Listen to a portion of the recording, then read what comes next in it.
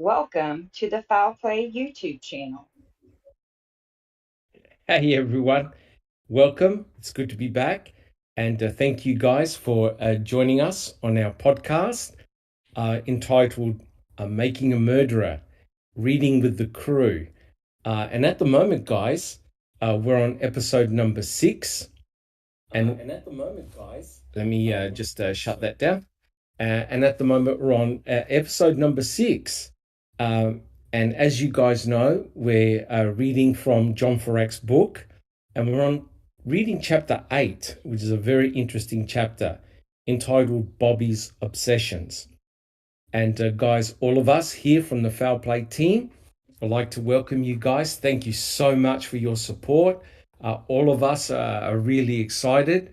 You have received, and I'm sure Neverly will comment as well, you've received the new podcast series really, really well. We're averaging close to about 1,000 views on the chapter reading. So Neverly, good project. You came up with a beauty. Thank you. And we thank you, all of us from the Foul Play team. Thank you guys so much for your support.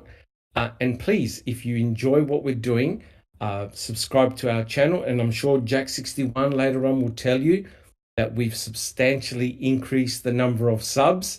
And we all think it's because of what Neverly read last week, all the interesting searches on the Dassey computer. Yes, we got quite a few new extra subs, but thank you so much.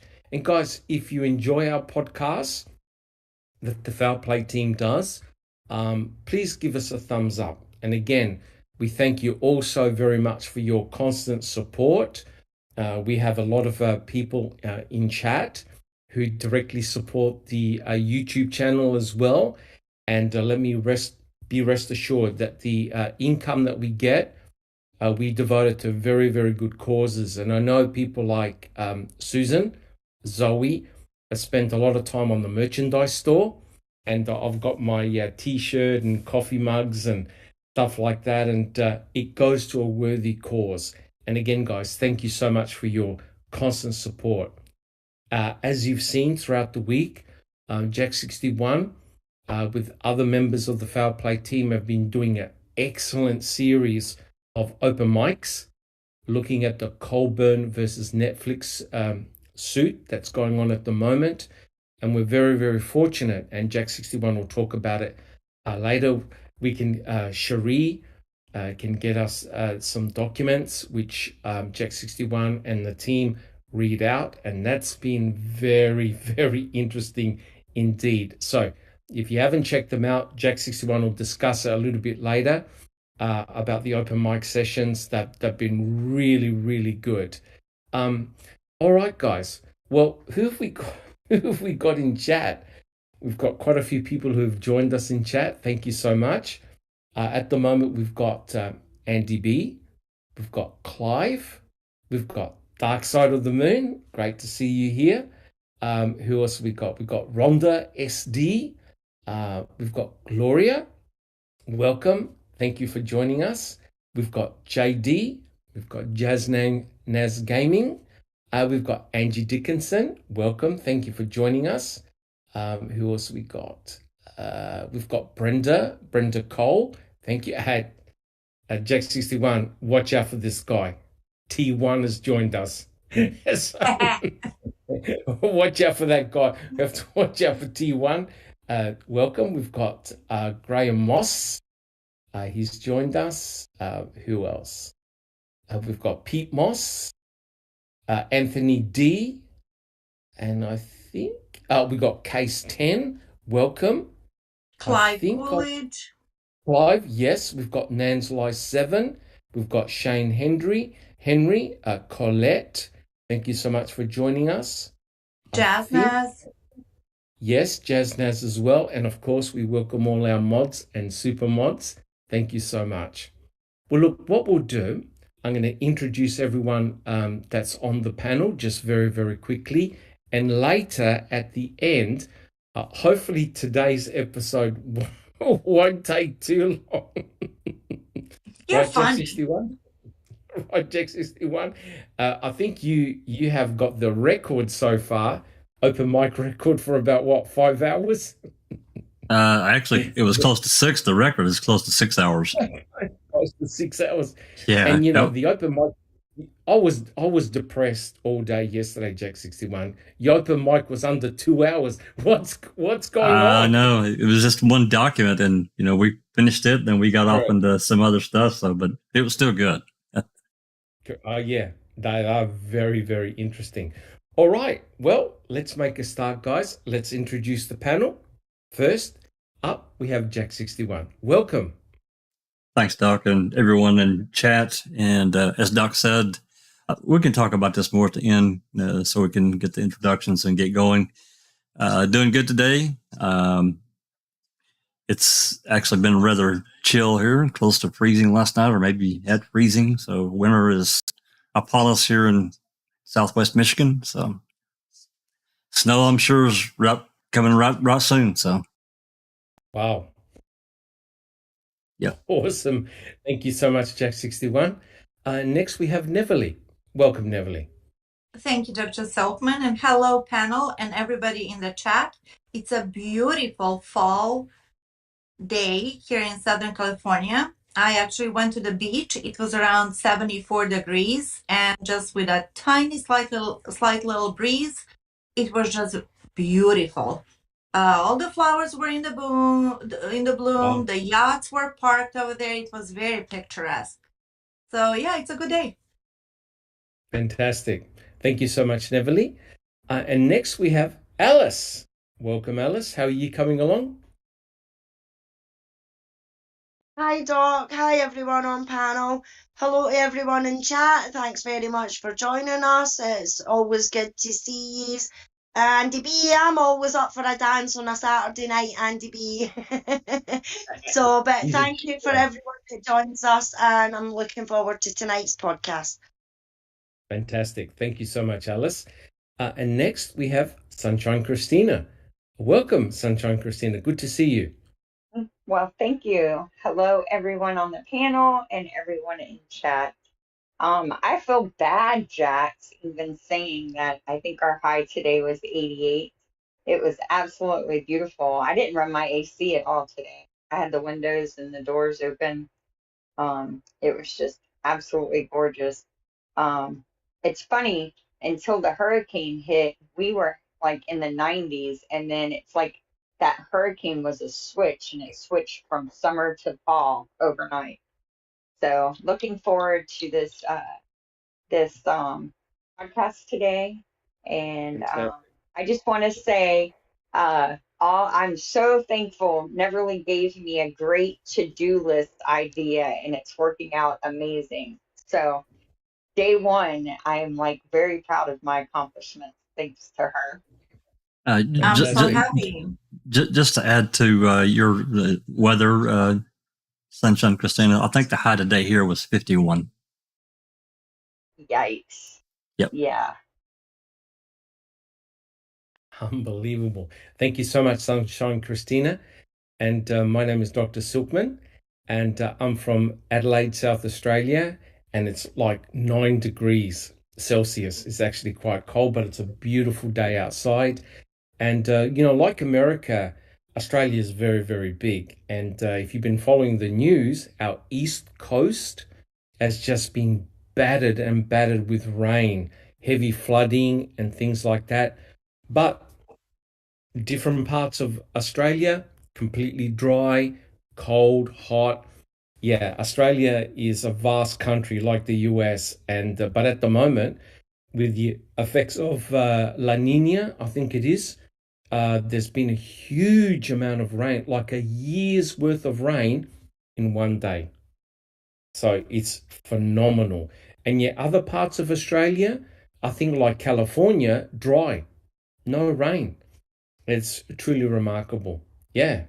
Amazing. Amazing. Have y'all seen pictures of the Nile River? How it's almost completely dried up? No, really? Yeah. There's like parts of it that, I mean, they haven't had a drought this severe they're saying in hundreds of years. It's really weird the things that are going on with the weather these days. Yeah, right. I mean, I'm sure they blame global warming, but there's conspiracy theorists that blame others. Can we blame Kratz? I'm sure we could. Anyway, guys, thank you so much for the introduction.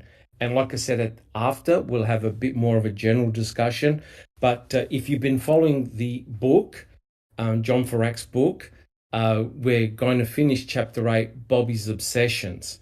And so, Jack 61, if you could put up the first slide, which is slide 11. Slide 11, just make a start. Yeah, give me just 1 second. And so, and so the important thing, guys, just as a proviso, remember we are reading from John Ferak's book. These are his thoughts, his ideas, and they don't necessarily represent our ideas, right? So I just wanted to put that caveat out there, right? We are directly reading. We're not doing any editing or any changing. We're reading specific sections from John Ferak's book. And the purpose of starting with these chapters is that it aligns very well with the recent filing by Kathleen Zellner. So don't worry, we'll be covering the majority of the book, and it really is a highly recommended book, especially if you want to learn, if you're relatively new to the case. It's an absolute beauty. All right, so we'll just wait for Jack 61 to put up our very first slide. And of course, guys, if you're in chat, don't forget to ask questions, and we'll try and answer your questions during the live. All right, we value your input, and if you like to see changes or improvements, please write them down in chat. All of us on the Foul Play team, we check all the comments, and we're trying to answer your questions the best that we can. All right.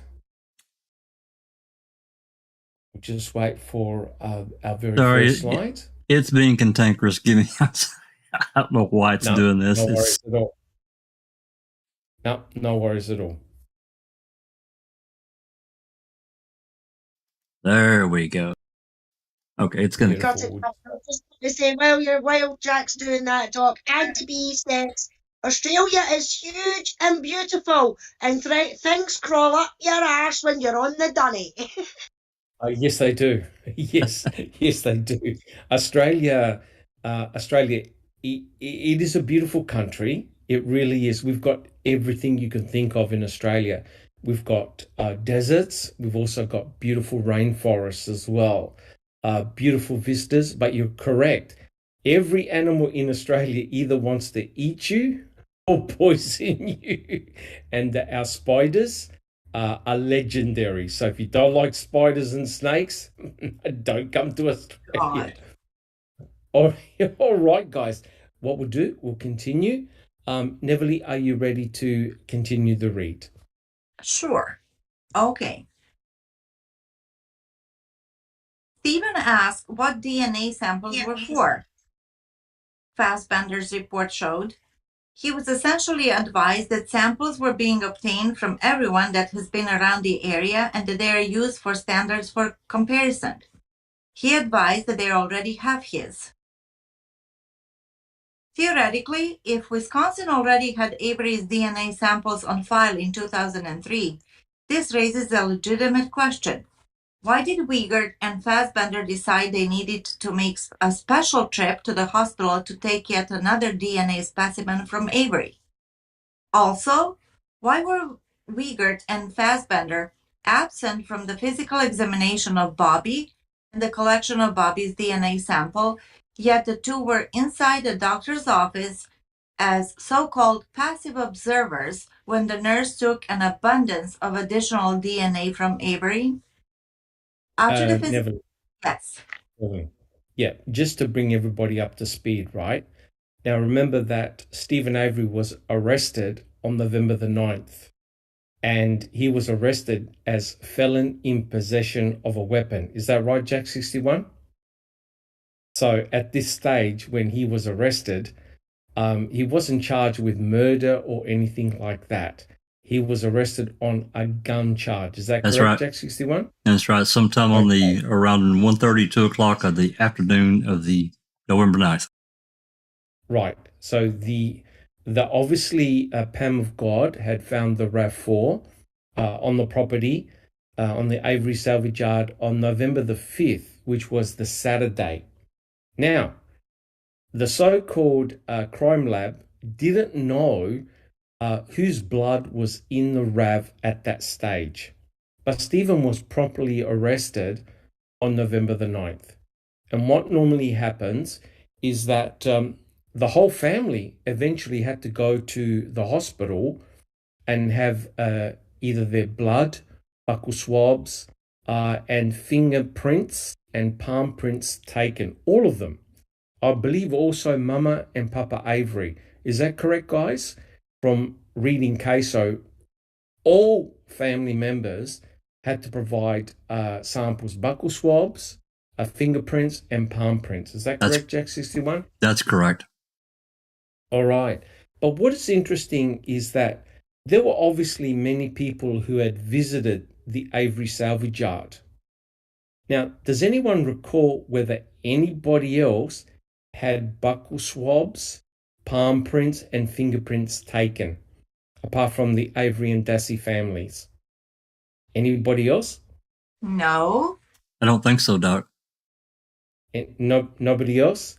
Well, No, well. Colburn and Link had to provide fingerprints. Correct. So, but no potential other suspects. No. Were had to give buccal swabs, also fingerprints and palm prints. I think who was it? The roommate of Teresa Horbach had to give palm prints or fingerprints as well. I'm not but sure not whether Ryan. No, I don't believe Ryan Hilligus did had to provide buccal swabs or anything like that. So it's normal that when police officers go to a crime scene, they also give fingerprints and palm prints because they want to ensure that they're not contaminating the crime scenes. So when they give palm prints and fingerprints, it's to basically eliminate them, right? They're called elimination fingerprints. So keep in mind, right, Stephen was arrested for a gun charge, felon possession of a weapon, right? He wasn't charged with Teresa Horbach's murder at that stage. But it's very interesting that Fassbender and Wiegert had accompanied Stephen into the room to get DNA samples. And guys, correct me if I'm wrong, but who had exonerated Stephen back in 2003? Who was it? Cherie. Cherie Culhane. Your girlfriend. Yep, my ex-girlfriend. Pardon me. My ex-girlfriend. Pardon Cherie me. Culhane. Cherie Culhane had actually exonerated or obtained a DNA sample from Stephen Avery and did his exoneration analysis, right? Because Stephen had actually asked Fassbender and Wiegert, why do you need another DNA sample? You already have mine, right? And he, in actual fact, was 100% correct. So just keep that in mind. That's very important. Neverly, would you like to continue? Yes. After the physical examination, Faye Frisch did the buccal swabs on Stephen Avery. The buccal swabs were taken from Stephen Avery's mouth at 1:51 p.m., and I saw Faye Frisch place the swabs into the envelope and seal the envelope. The envelope containing the buccal swabs was turned over to me by Faye Frisch at 1:53 p.m. Calumet Sergeant Bill Tyson's reports show. From there, Avery was taken into another examination room for palm prints and fingerprints. A correctional officer handed off those prints to Tyson at 2:10 p.m. Regardless of Avery's guilt or innocence, however, it appears that monkey business was going on at the hospital and that the registered nurse, Faye Frisch, Then 35 of Two Rivers was complicit. Interesting. Very. Very, very interesting. During the physical examination of my body on November 9, 2005, the nurse took 2 swabs near my groin at the request of Calumet County Investigator Wiegert, Steve Avery said. I saw the nurse who took the groin swabs hand them to the investigator Wiegert as I was being taken out of the exam room by Agent Fassbender and the nurse. I saw Investigator Wiegert pretend to put the swabs in the hospital type waste basket, but I did not actually see the swabs leave his hands and fall into the basket. Now, if I could just make a comment, right? Now, guys, on the panel and in chat, right? Have you ever heard of someone giving groin swabs when they were charged for possession of a weapon? Anybody on the panel? Neverly? No. No. No, never heard that before. Alison Wonderland. No. Never, No. Doc. Never. Never heard No, of even that. in the UK. Never. Fingerprints and a swab in the mouth for DNA. Aye, sure. But no a groin swab. Never. Actually, Okay. why would you take a groin swab if you have his blood from the previous case, if you have a buccal swab, and if you have fingerprints? Why would you need that? That's 100% correct. And this is where the shit show actually starts, right? So remember, he wasn't charged with Teresa Horbach's murder. He was charged for possession of a weapon. And obviously they gave him the royal treatment. The nurse also took 2 groin swabs from him. Jack 61, have you ever heard of that before? Never, Doc. Yep, very interesting. What about you, Sunshine Christina? Have you ever heard of that before? No. All right. So it's very, very interesting that, 2 groin swabs were taken of Stephen. And this is where a lot of the trouble actually starts. Okay, and we'll discuss this in a second. Neverly, would you like to continue reading slide 13? Fassbender's report noted there were numerous small scratches, scars, and sores documented on Avery's body. This was all understandable since Avery did metal scraping at the salvage business. There was one particular wound that entailed a cut to Stephen's middle finger on his right hand. The cut had scabbed over. All right. Now, hold on, Everly. Now, is it true, Jack 61? Discord won't allow you to show you the photo? Show us the photo. Well, I can show it on YouTube. I just couldn't upload it to the Discord. So Discord. So you can put it on YouTube? Absolutely. Okay. So, guys, just have a look at this. So remember when Bobby had to go into the hospital, he was photographed as well. And if you remember from last week's episode, they documented scratches on his back. And Bobby said that those scratch marks were due to his Labrador scratching him at the back, on his back. But the big problem with those scratch marks is that the distance between the scratches was actually quite wide, much wider than what you would find on a small puppy, right? It actually looked like a human hand. I'm only speculating, but it looked like a human hand had actually caused those scratch marks on his back. So what we'll do, we'll just wait for Jack 61 to upload the photo. Let's hope it can be uploaded. Here we go. All right. So as you can see, this is the infamous photograph. And we can talk for an hour just on this picture here. Thank you so much, Jack 61. So as you can see, this is the photograph of Stephen Avery's right hand, and it was taken on November the 9th, the day that he was arrested. And think about it, guys. The entire case against him is based on that cut, right? Guys in chat and panel, will you agree? The case against Stephen is all built around that cut mark. Guys, do you agree? Yes. Yes. Yes, Doc. Absolutely. Right.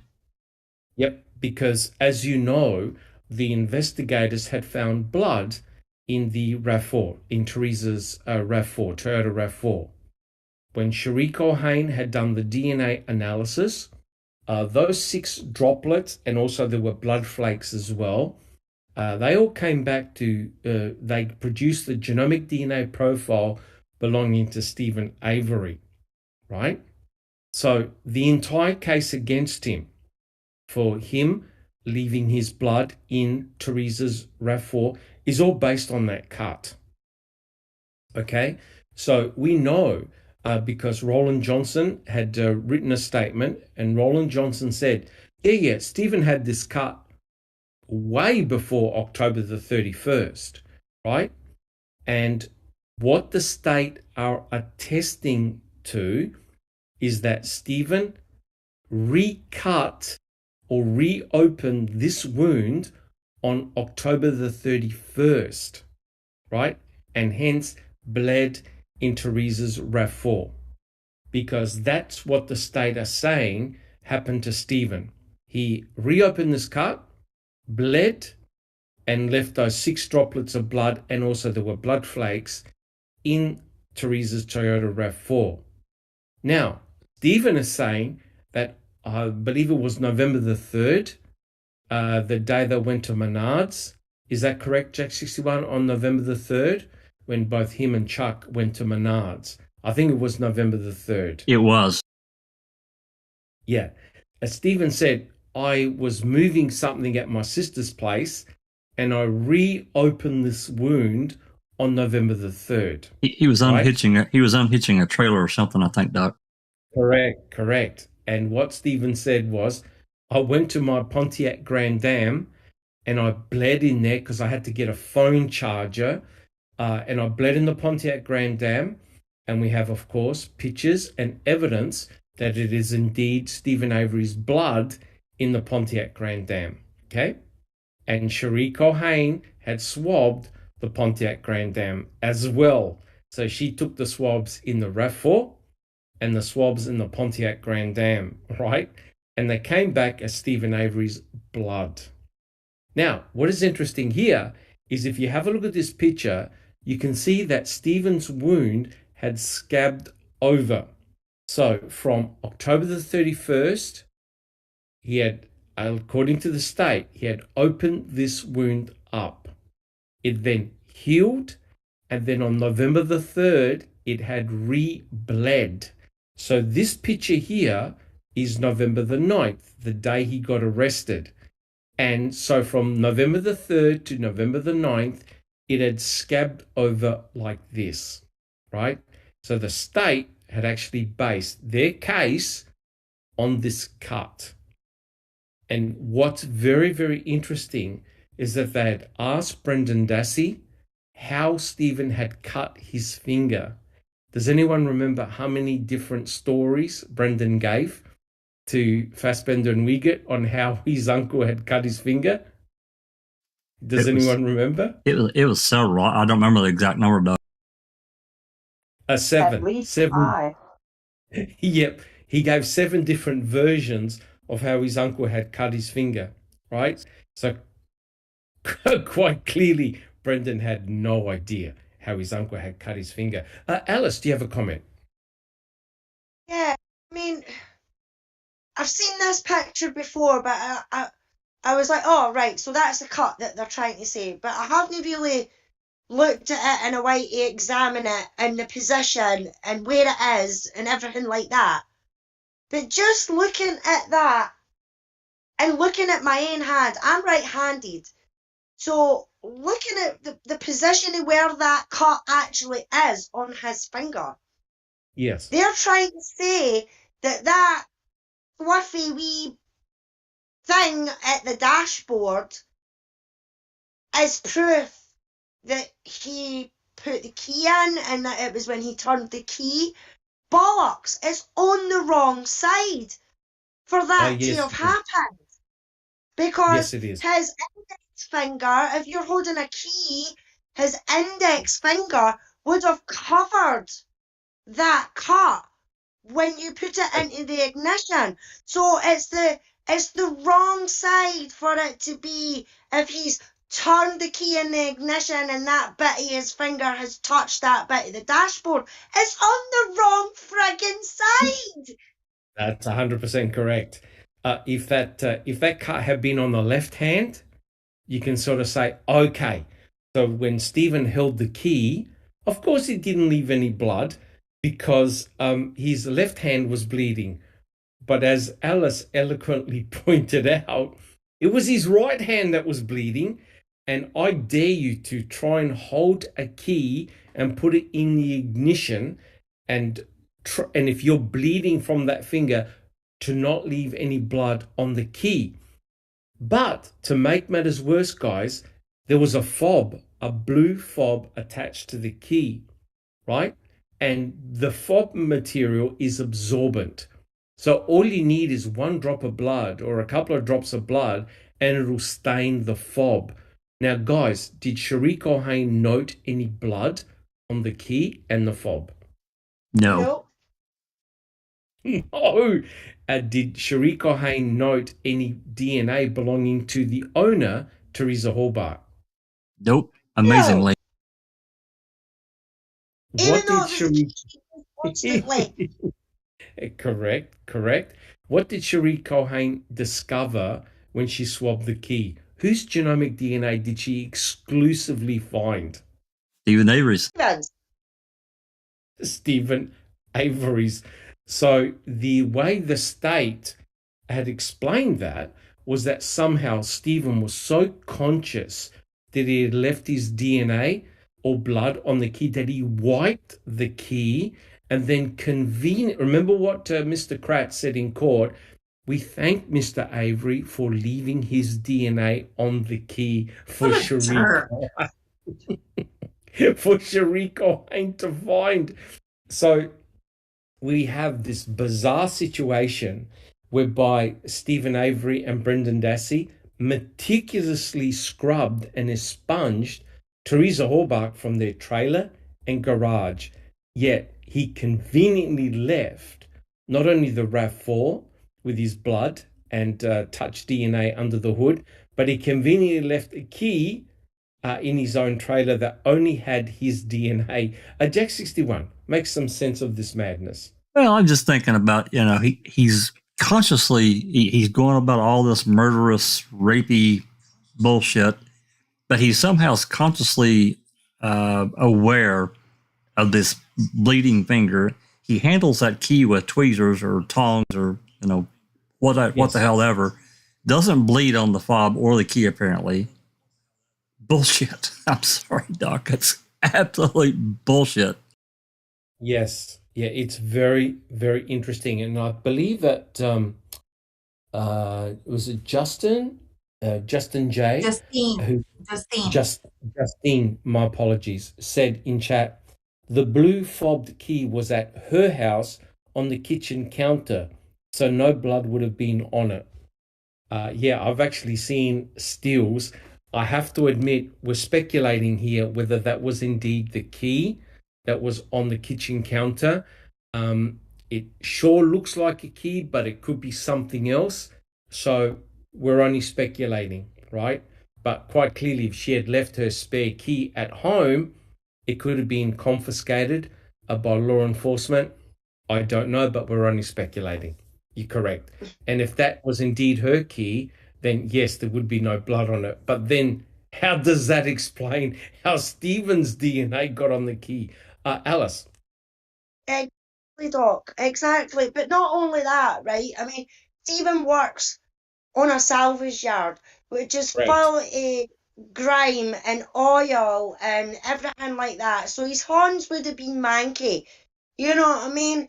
But yet they didn't find a bit of oil in amongst that DNA belonging to Stephen on the Yeah, so-called key. It was that's so pure important. DNA belonging to Stephen. You know, if you're working on a salvage yard like that, because I done mechanics when I was younger. Yeah, And I would come home and I would be manky from head to toe. It would be in my hair, it would be on my face, it would be on my yeah, hands, it would be under my fingernails. It was everywhere. And no matter what I touched, I would get a wee smudge here or a wee smudge there. My ma's like, don't you sit on my couch with the dirty overalls, you correct, know? So correct. for them to only find Stephen's DNA not mixed with oil or anything like that is even It's highly, more it's peculiar. highly And that, suspicious. yeah, yeah. Yeah, it is. And thank you so much, Alice. And this is gonna, Neville, did you have a comment?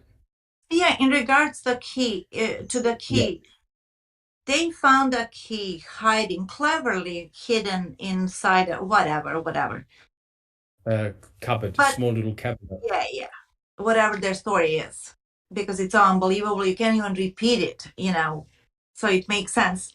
My thing is that how come they knew immediately that that was her key when Stephen lived on a yard with 4,000 cars, and I'm sure there was another Toyota or There two, had to be. There and had to they're be, yeah. all Toyota keys, like all the other keys, they look alike. For Yeah. like Toyotas, they would all be pretty much the same. So why would they jump into the conclusion that that's her key, cleverly hiding? You know Yep, what I that's a mean? very, yes, That's I do. another That's a very, thing for me that there's no way that it wasn't planted. yeah. Why did they think that? Did they find any other key? Why is it so unusual to see a key on a junkyard? Yep, and Jack 61 will back me up on this because he's looking at the Colburn case, right? Or if you watch, ma'am, if you could recall, and even if you look at the official the trials, they all jumped in the air thinking, "Oh my God, it's a Toyota key." And remember, on November the 5th, they found a Toyota RAV4.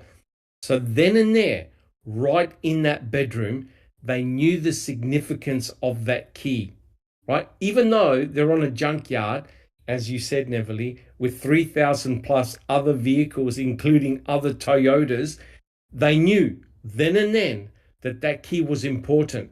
Not only that, they called the crime lab Fassbender and Wiegert immediately, as if to say, this is another Pam of God moment. Pam of God found the RAV, and oh my God, Lenk, Colburn, Kaczynski, they found the victim's key in the suspect's bedroom, right? And again, another Pam of God moment where they looked at the key and said, aha, this has got to belong to the victim. Let's call the crime lab. Let's get Fassbender and Wiegert here immediately. Now, if that's the case, right, don't you think someone like Stephen will say, hey, look, I've got 40 acres here. I can hide the key anywhere. If my intention is to crush this vehicle, don't you think I want to hide the key a little bit closer to the vehicle? And then when you think about it, guys, do you actually need to start the car in order to crush it? Jack 61, do you need the key to crush the car? No, they had the front end loader. They could have just picked it up, and he could have just picked it up and hauled it down there, stuck it in the crusher, and smashed it. 100% correct. And a lot of people have asked some very good questions about how that RAV4 was actually placed there. Some people speculate that it had to have been moved by an end loader. Now, of course, on the property, they did have end loaders to move the vehicles.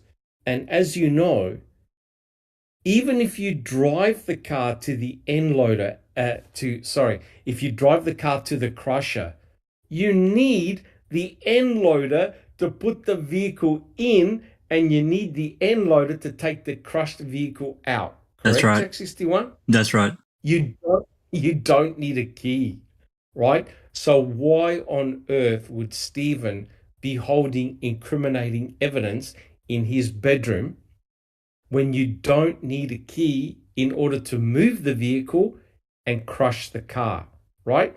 And the bizarre thing is, why would then Stephen disconnect the battery from the vehicle, right? Now, look at this. This is pretty bizarre when you think about it. The crime lab knew that the battery was disconnected, right, Jack 61? Right, guys? The crime lab knew because when they looked at the odometer, there were no numbers up. So that meant that the battery was disconnected, correct? And also, a big flap came up over because they didn't. It would have shown how much fuel was in the car because it's electrically operated, so that wasn't measured either. That's correct. So if they worked out that the battery was disconnected and it was found on the salvage yard, it meant that somebody had to go underneath the hood. Is that a reasonable hypothesis, Sunshine Christina? No. And I always found it interesting that we had that memo from Privet where it wasn't a memo, but it was in the interview you can hear or it's written down. O'Neill says that they disconnected the battery from the Grand Dam per the new protocol. Yet that was never brought up. I always felt the officers did it, and they needed. Stephen left that key there because he was trying to make it easy for them, although it took them 8 times to find it, even though it was laying on the floor. But it is Wisconsin. Yes, yes, indeed. Yes, indeed. So the point that I'm trying to make here, guys, is that despite them knowing that the battery was disconnected, no one swabbed the hood latch, right? And they didn't find any blood or prints underneath the hood of the vehicle until 149 days later. Jack 61. Yeah, as we've been talking, I guess you noticed the screen. I pulled up. I've seen it. I pulled up Trooper Alston's photos that he took of the key, and somebody please tell me that that's not a new key. There's no wear on it. Look at it. Correct. And Anthony and Al William have asked the question, did the key actually belong to that RAV? Yes, it did. So what they did is the key was labeled as item C, I believe. And what Cherie Colhane did was use it in the door. And it opened the door, and she also put it in the ignition, and it turned the ignition. Didn't turn the engine on because the battery was disconnected. But that particular key, item C, that we see that Jack has put pictures up, that key definitely belonged to that Toyota RAV4. It had opened the door and it had turned over the motor, right? So definitely belonged to that particular RAV, right? Which is bizarre, right?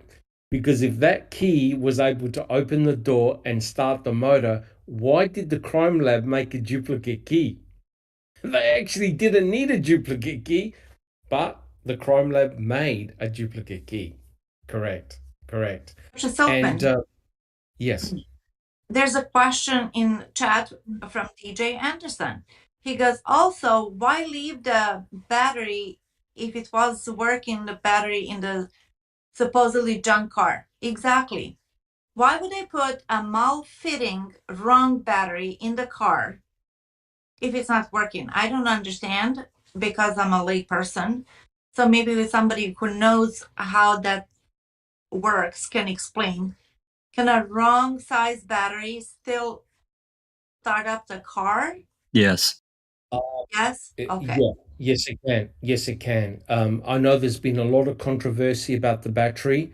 I believe it belonged to a Crown Vic, that particular battery, but I am by no means an expert on the battery, or I've read a little bit of the discussion about the battery, Jack 61, have you read any more regarding the actual battery? Well, I mean, I've read everything that's, pretty much been posted about the battery they found. But, to answer Neverly's question a little bit more in depth, until you get into, let's say like a big rig, a semi truck that requires a lot of, deep cycle. It's got a really hot charge, 600-700 amps. You can, as long as the battery terminals themselves, this is where you kind of run into a problem, because depending on where the terminal is on that battery, if the positive's on the right, the negative's on the left as it's oriented, your cables have to, because the cables are typically, you don't have a lot of slack, so it has to match up. So as long as you've got a battery that's got a decent charge, it's probably going to start most automobiles. Okay, thank you. Yeah, even though it may not fit the battery tray exactly, it'll still work. Okay. Yeah. All cars have got what is known as a stock battery, right? So depending on the make and model, there is a particular battery for that particular vehicle. However, you can get replacement batteries that do the same thing, right? They may not be necessarily the one that the particular company recommends, but as long as it's got the right characteristics, it can be used as a substitute, right? But I think looking at the pictures, it didn't fit really well in the tray, and that's what has sparked some conspiracy theories that the battery was maybe put in by law enforcement, etc., etc. But you can get substitute batteries that do the same job. Alice, do you have a comment? It's just a couple of questions that's in chat. We've also had a few more people join us, Doc. We've got TJ, Michelle Vernon has joined us. Welcome. Hi all. Welcome. N4 SYM has joined us as well. Hello to everyone. And Catnet, our super mod. Yeah, and Catnip, yep. Jennifer is asking, what's all the black on the key? Is this the key they found in Stephen Avery's bedroom? That's item C. Correct. Item C is the key. It's not the main key. It's a backup key that was found in Stephen Avery's bedroom. Correct. By Lenk, Colburn, and Kaczarski. Correct. So that's sort of like a sub key. I believe they refer to like a valet key. It certainly isn't the main key of the Toyota RAV4. And I think it's a spare key. And what is puzzling is that where are Teresa's other keys? Her office key, her house key. I don't believe they've been found. I could be wrong, but they only ever mention that particular key, item C, not other keys. Just that one in particular. Correct. Alice. Yeah, Ice Coffee says, for me, I am probably stating the obvious in brackets, but I've always felt there is something nefarious as the evidence is conflicting. It screams two parties with different motives. Yes. Yeah, I agree with that. There's something definitely going on in this particular case. I don't believe it's all the work of the killer or killers per se. I do believe that law enforcement had a hand in evidence planting, which is very interesting because Kathleen Zellner now has moved away from that. She's actually moved away from the notion that law enforcement had anything to do with planting. And to tell you the truth, it's an actual smart move. Sunshine Christina, sorry for keeping you waiting. Do you have a comment? I just want to go back to the battery for a minute. Yep. Teresa Halbach did a warranty claim for her windshield wipers. Okay. Correct. And being someone who grew up on a rural dirt road, it's one thing if you live in the city to have a battery that doesn't tie down, that doesn't fit properly, that the the cables are a real tight and not a great fit. But if you're traveling on dirt roads a lot, which Teresa was, but for her job, Yeah. Bumpy. every time you hit a bump, you run the Yeah. risk of the negative or the positive terminal coming off, the battery popping loose, and creating a bunch of issues. I just don't see her doing that for more than a temporary fix, right? And I Yeah. think that if it would have been something that had just happened, someone would have remembered helping her do that, because no automobile shop is going to sell you a battery and hook it up that way. Whoever did that at home. That's a home repair battery fix. And I think anyone who's Exactly. worked on cars will agree. And the fact that no one ever mentioned it, no one ever mentioned the damage, and no one ever mentioned any of that just leads me to believe that the car was found with a dead battery and they needed to put a battery in it to get it moved back to Stephen's house. Just my opinion. Yeah. It is speculation, but that's actually quite a very valid opinion for sure. No question. Thank you so much, Sunshine Christina. Jack61, did you have a comment?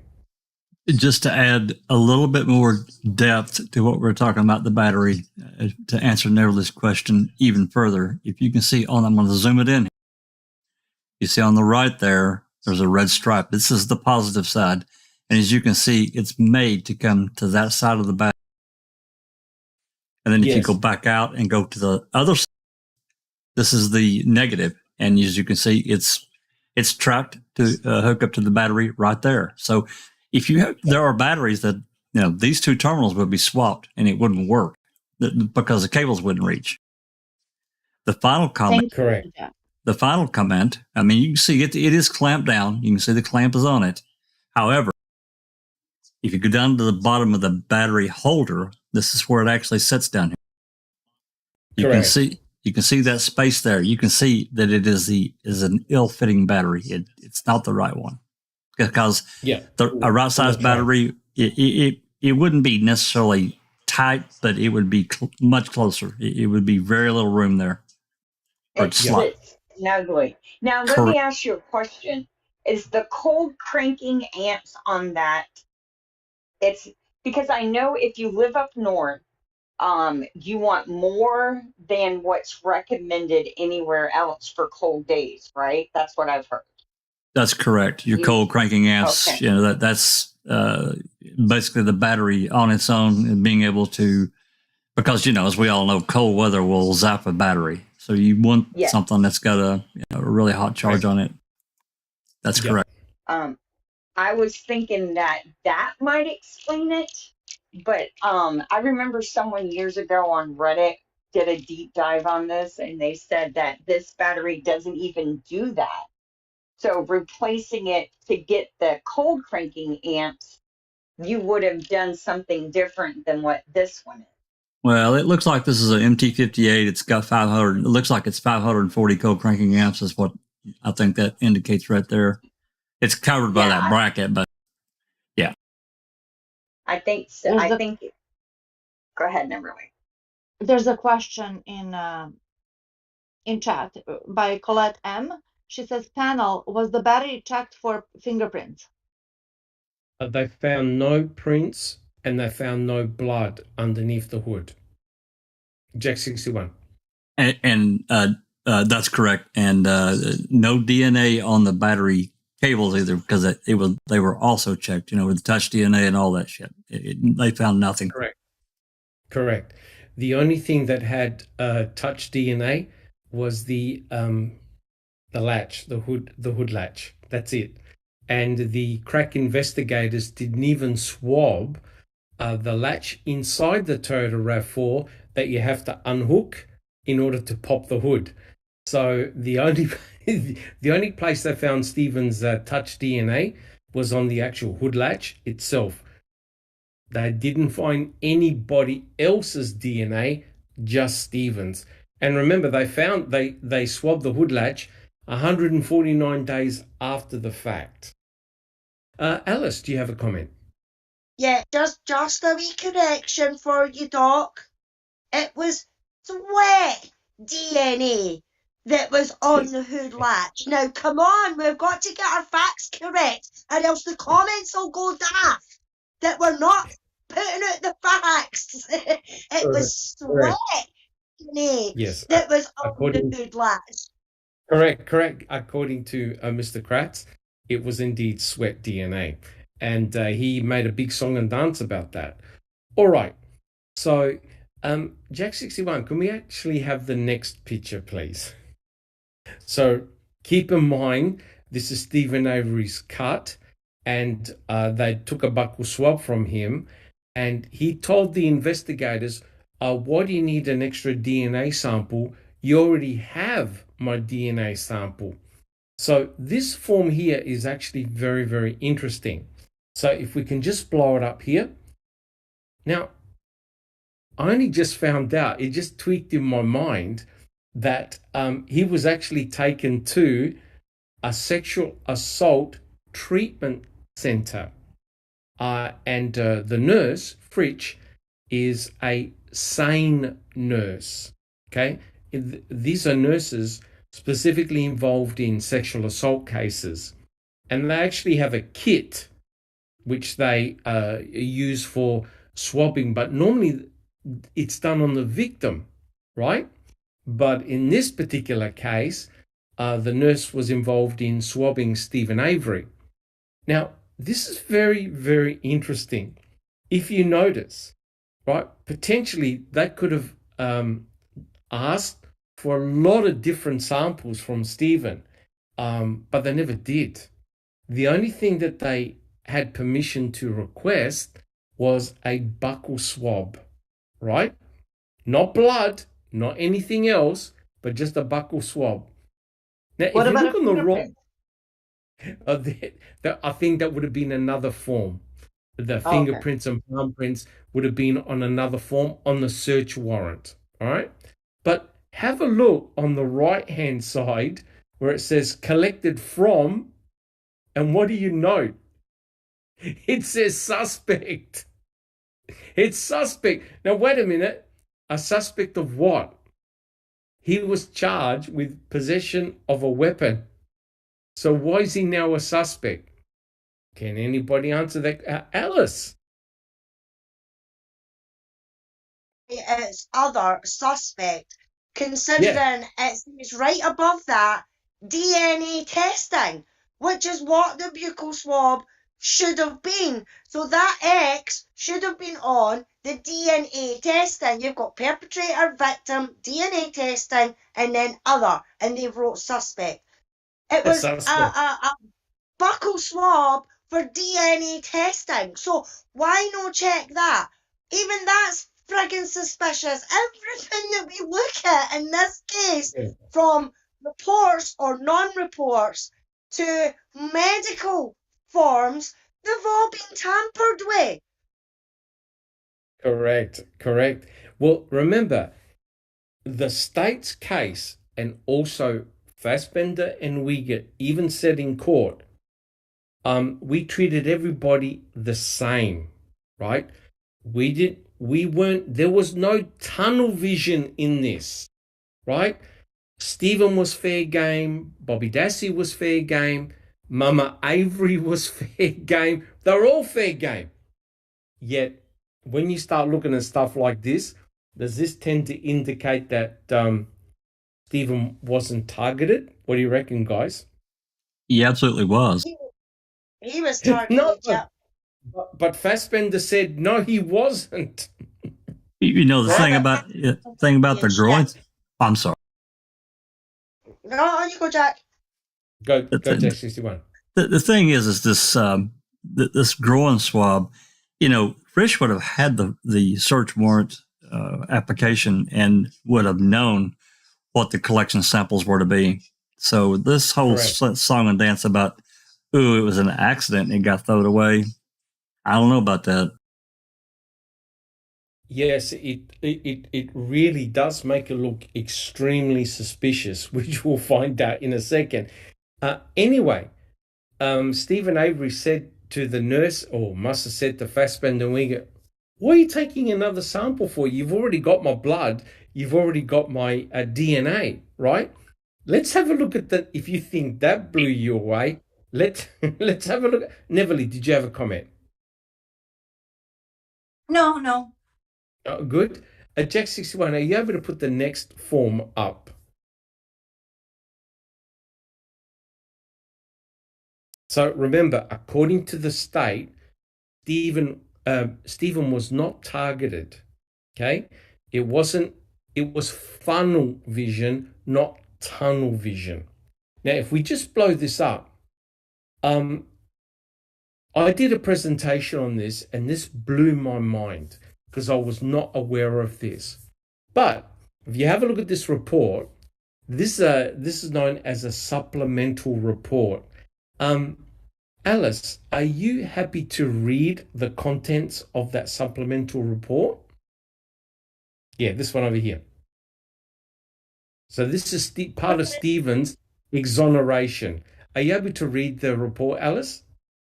Yep, no problem. A buccal oral swab, item W, reportedly collected from Stephen A. Avery, was submitted for comparison to a DNA profile previously generated from an apparent pubic hair, item D10B, collected from the pubic hair combings, item D10 of Penny Bernstein. See laboratory report, and then it gives you the number issued September 4th, 2003. The profile generated from the buccal swab, item W, reportedly collected from Stephen Avery, is not consistent with the profile from the questioned pubic hair, item DB10. Conclusion: Stephen A. Avery is eliminated as a possible source of the DNA from the pubic hair, item DB10. Evidence deposition. All items will be returned to the submitting agencies. Yep. So let's go to the other side, Jack 61. Right? So there's no doubt that they got a buccal swab or a buccal swab from Stephen Avery, right? And Sheree Cohen had isolated his genomic DNA back in 2003. Now, have a look at this, right? You can see here that they returned the swab, item W. So Stephen was actually correct. The crime lab. And who did the exoneration? Sheree Cohen. And who did all the DNA testing in this particular case? Sheree Cohen. So Cohen, are you trying to tell me that in 2 years, Cohen had completely forgotten who Stephen Avery was? Guys, Didn't can she anyone believe that? volunteer? Didn't she volunteer, Dr. Silkman, for this case? Which She you're not did. supposed to do. She took the She case. volunteered. Yeah. She took the case herself, so she obviously knew who Stephen Avery was, yet the state had forgotten, in quotations, that the state actually had a buccal swab from him, and Cohen had extracted his genomic DNA, and his DNA profile was in the Wisconsin database. But they shipped Stephen to the hospital, to the Aurora Hospital, and got a fresh buccal swab from him and 2 groin swabs, right? So he was in actual fact correct. The state already had his genomic DNA and a buccal swab, right? And a buccal swab are going to contain cells from the inside of your cheek, epithelial cells, right? All right. So for some unknown reason, they got Stephen to give a fresh buccal swab, and they also took 2 groin swabs. All right. Very, very interesting. And people have made the comment, yes, correct. Sheree Cohen was involved in hair evidence against Stephen in 1985. So Cherie Cohane's hair evidence, which turned out to be bogus and bullshit, helped convict him in 1985 because she said that the hair on his shirt had a likeness to Penny Bernstein's hair, right? And as a consequence of that, a judge and a jury were convinced that Stephen had sexually attacked Penny Bernstein. Yet you can see what Alice just read out, the pubic hair combings belonging to Penny, right? Penny Bernstein had a pubic hair from a male and it belonged to Gregory Allen. Gregory Allen, not Stephen Avery. So you cannot explain what Gregory Allen's pubic hair is doing in the pubic hair region of Penny Bernstein. And it really pisses me off to no end when people like Peterson and Couchet don't believe the DNA data and say, where did it come from? Where did that pubic hair come from? It came from the pubic hair combings of Penny, right? And so this is why it's such an embarrassment for the MTSO, Kacerik, and Vogel, because as don't set Sunshine Christina off, but you can see here the madness of this entire case, right? Stephen was set up from the get-go. Alice, do you have a comment? To me, Doc, that means that in the 85 case, she done nae testing on that hair. You know what I mean? Like, she didn't do the proper examinations that you should do in an incident like that when somebody has been raped. Now, I know that if the perpetrator is caught, they themselves get combed, and so does the victim. Correct. So the victim has been combed, which means it might have been time consuming, but so fucking what? That's her job. Yeah. But to me, she has not tested every bit of hair that was combed from Penny. She's just maybe took one or two and got the genomic profile of, yes, this is Penny Bernstein. And that's it. Because if in 2003 they are now going through that same combing that was done in 85, correct, and tested all the hairs like it should have been done in 85, no fucking 2003, then in 85 he would have came across the fact that that one pubic hair did not belong to Stephen Avery. Well, they didn't do DNA in 85, so no DNA in 85. Right. DNA was not really as a routine test until much, much later.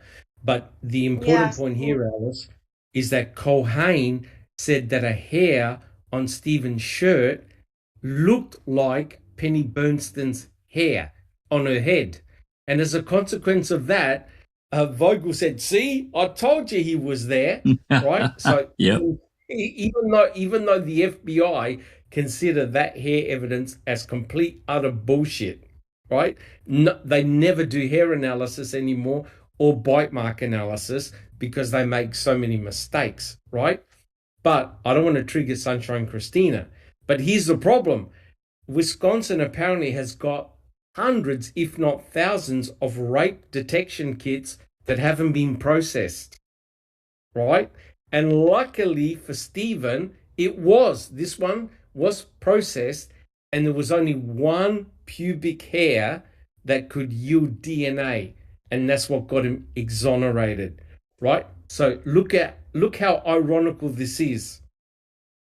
They used DNA testing to exonerate him, and guys, what did they use in 2005 to send him back to prison? DNA. DNA. They wanted to put a bow on it. That's it. DNA. There was no eyewitnesses because Brendan Dassey was never called to Stephen's trial as a star witness to say, yeah, my uncle did this, because Kratz knew that Brendan would have recanted on the stand. So it would have been a shit show for the state. So they never included him. So therefore, the way to wrap Stephen up tightly is to pin him on DNA. Because remember what Couchet said? DNA evidence can be fabricated. He never should have said that in a deposition. Right, Jack 61? That's right. And to wrap another little bow around it, you got to wonder, and this was a big one to me, legally speaking, how this got by Buting and Strain, how item FL got introduced into Stephen's trial when it was found. Correct. Because of Brendan. It's complete bullshit. Yep, fruit from the poison tree. And they even played his telephone call in court, even though they shouldn't have, because Kaczynski was actually thrown out as Brendan's attorney for not showing up. Yet they used elements of that call. All right, but I'm sorry. Yeah, no, Neverly, keep going. And then the item FL, as you just pointed out, how did they introduce that in Stephen's trial? After it was found 5 months later, after Colhane volunteered to do the job, after she destroyed the specimen and contaminated it, and after Correct. she illegally looked for for breach of protocol. Yeah, she had to get a deviation request. Deviation form. After it wasn't signed by her immediate supervisor, she had to go to a different freaking colleague, exactly, from a different city. So this whole thing, as you said, Dr. Silkman, bogus and bullshit. I think that we should put it on a t-shirt. Yeah. I think we should. But I promise, I'm not going to talk about item FL. We want to stay focused on this particular chapter. But trust me, we will cover all that material when we do Ferak's other chapters, I promise. Sunshine Christina. Thank you, Neverly. Sunshine Christina. I think that this discussion we have highlights how obvious the entire state of Wisconsin had a conflict of interest when it came to Stephen Avery. Correct. Colhane was involved in his 85 conviction. Guilters try and make it seem like her waiting a year to test his DNA to get him released was no big deal. But I think it speaks volumes to how they have no desire to release innocent people from prison. And I think that you're correct. You're correct. Yeah, and I think this case could be used as an example of what construes a conflict of interest and how easily the entire state can be involved in one, poor guy from Wisconsin's criminal or his journey through the criminal justice system. And I think that this is why there needs to be federal oversight if we're going to try and prevent wrongful convictions from occurring. Because it will happen again. I'm sure it has happened again. I'm sure there are sheriff's departments who have followed this case closely to make sure that they have dotted their T's, crossed their I's, so that their case doesn't get exposed like this one. Because we know there are dirty cops and dirty DAs. We know that. Correct. Well, this particular case, in my opinion, is the epitome of corruption at the highest level. And I don't say that lightly, because in actual fact, it's actually very embarrassing. And all you need to do is to read the report written by Peg Lockenschlattner. Remember, Jack 61, how she basically whitewashed the entire investigation leading up to Stephen's exoneration. She He did. completely rubber stamped it and whitewashed it. He did. Now, when the Attorney General comes up and puts that rubber stamp and says, "Nothing to see here, guys. It was a simple mistake. Everyone can go home and do their barbecues," you know something is wrong. Furthermore, her son now, Josh Cole, is in charge, right? So is he going to embarrass his mother's legacy? I don't think Never. so. No. I don't think. There, N64 found a PBS interview she did, her local PBS channel. Yes, I've seen that one. Yeah, and I think it says a lot about who she was and what she cared about, because she used Stephen's wrongful conviction as a sales pitch to get more money. Like, she blamed it on not having enough money to do her job. That's what she blamed. Before she even looked at the case, she said it was budget's fault because they didn't have enough money. And I thought, wow, what, I mean, that's just, Yes. it's disgusting. It really is. Correct. All right. Well, look, guys, let's refocus back on this. But it was an excellent discussion because remember, Stephen was not targeted, according to the state. But it's pretty obvious that they paid special attention to him because Fassbender and Wiegert observed Fritsch taking the samples. Now, what on earth for, right? This is felon in possession of a weapon. They didn't know any DNA results on November the 9th. And Neverly, would you like to continue reading? Thank you. Sure. Okay, Sorry about that. That's okay.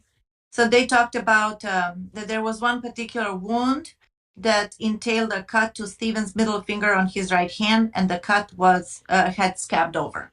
To continue. Correct. During the exam, Fassbender left briefly to fetch Avery a can of soda. Fassbender asked Stephen if he wanted something to drink, and he said he would take a soda. Fassbender left the room and got him a soda. Oi. Unknown to Avery at the time, this was another way for Fassbender to obtain another DNA sample of Avery without Avery's knowledge. But Fassbender made sure he was back in the doctor's room with Wiegert when the DNA harvests were taking place. Both men kept their mouths quiet when the nurse carried on and began to take the additional DNA samples from Avery that were totally unnecessary and outside the scope of their court-obtained search warrant. Incidentally, these were the DNA samples that the same nurse would not attempt to take from Bobby that same afternoon. Right. So, yeah. Okay, I am a nurse, but I do not do what she does, Frisch. However, whenever there's a procedure to be done, you need to look for the order, whether it's a doctor's order or the court order in this case. Therefore, Correct. you cannot assume that they're going to be asking for something because you may miss to do something in particular if for whatever the court order is asking for. Or you can do more, like in this case, she says, oops. However, if that's what she does, she knows exactly what's needed and when. So we don't. Yeah. Maybe they wanted to allude and make a story later on that Stephen. Well, they did say that he raped Teresa, but there's no way they could prove because Teresa's body was incinerated, right? Correct. My point is that when a nurse does anything, she needs to look at the orders. Why didn't she do that? We don't know. Did she do it? We don't know. Same result. She took some, and why wouldn't she question? As a nurse, you have the right and obligation, actually. It's your professional obligation to question the doctor or any kind of orders. Because guess what? We're all human and we make mistakes. So let's say the doctor orders some antibiotic and it says start the antibiotic, blah, blah. And then you know that the patient is allergic to the same or similar antibiotic. The nurse is supposed to, by law, question the doctor. Call him up and say, hey, are you sure you want to do this because the patient is allergic to this, let's say penicillin? And then the doctor says, oh yeah, that's right. Give him something else. To give him, vancomycin. So in this case, I don't believe for 1 minute that she just did it out of like a routine, that she did it, that she collected groin swabs, which was unnecessary, out of ignorance, that she did not actually look at the orders. This was malicious. This was on purpose, and she was ordered probably by somebody on the side, speculation, but it's logical to me, to perform the groin swabs. Because as we learn later, those groin swabs were not on the warrant, correct? What I can't understand is, I'm trying to wrap my head around it. You go in, right, with Stephen, and you go to the nurse. I want you to take a buccal swab, a buccal swab, which is a swab in the inner side of your cheek. Suddenly, the nurse says, can you remove your pants? I need to do 2 groin swabs. Can anyone connect the two? You go in and you're asked to do a buccal swab, and the nurse is now doing 2 groin swabs. Can anyone explain why the nurse will be taking groin swabs? Because she was ordered by somebody on the side. Yeah. Off the record. That's why. Right. Luckily, Yeah. Stephen had 2 wits with him to question that. Yeah. Correct. Yeah. So as you said, why would a nurse do additional swabbing if she wasn't directed to do it in the first place? She wouldn't. She wouldn't. Exactly That's right. right. You can't you can't go to a doctor or to a nurse and say, oh look, I've just got a rash on my arm. Oh, can you check the bottom of my feet at the same time? Right? You can't. This is an additional swabbing that wasn't written down anywhere. So can someone explain why groin swabs were done? Do we have the actual order? Because There would be a search warrant. Neverly, for when forensic cases come in, how are they logged into the hospital system? I don't know the answer to that question. I'm sorry. Because they have to bill for that, right? So Yes. they're going to have to be entered in as patients to be billed for it, right? Correct. And so that's going to generate paperwork. I wonder if we can't get a copy of the hospital paperwork regarding this process, because this is actually this is actually a really good discussion, because he would not have told him to take his pants off. And who wants to see Stephen Avery's non-underwear wearing self anyway? Debbie. You know what I mean? Well, Debbie. Apparently so. Maybe she paid for it. This could be the case. The nurse, maybe she paid the nurse to have him drop trowel. Well, what is bizarre here is that they never did this to Bobby Dassey. I don't think they did it to anybody else, but they specifically asked, or the nurse specifically did groin swabs on Stephen. And my question to the panel and people in chat is why? Why were they done? Because they were ordered, Dr. Silkman. There's no other reason. She cannot make a mistake. Yes, that's what they needed sweat, because they were listening to his calls. And as you said numerous times, Dr. Silkman, Kratz heard that Stephen gets sweaty during the act. And Yes. they needed that because they cannot place, I don't know what was he thinking. Remember, guys, none of this was supposed to gather this much attention. That's right. Oh, yes, but So that's they could correct. fool lay people, you know what I mean? But when you They have millions of people dissecting this case, guess what? None of this makes sense. No, and here's the thing: these are not the brightest DAs in the world either. So they are, one, they're not thinking about getting caught. Two, they're pulling ideas out of their very dim brains. And I think you're right. I think it's likely something kind of weird, as Ken Kratz maybe sweats as well. So when he heard Steven did, it clicked and he became kind of obsessed with it. And so that's why he keeps saying it over and over and over Yes. again, because Yes, it somehow yes. stimulates something in his drug addled, off kiltered brain. And so he's obsessed with the fact that Stephen Avery sweats, which is just Correct. creepy. I mean, it's It is. absolutely It is very much. creepy.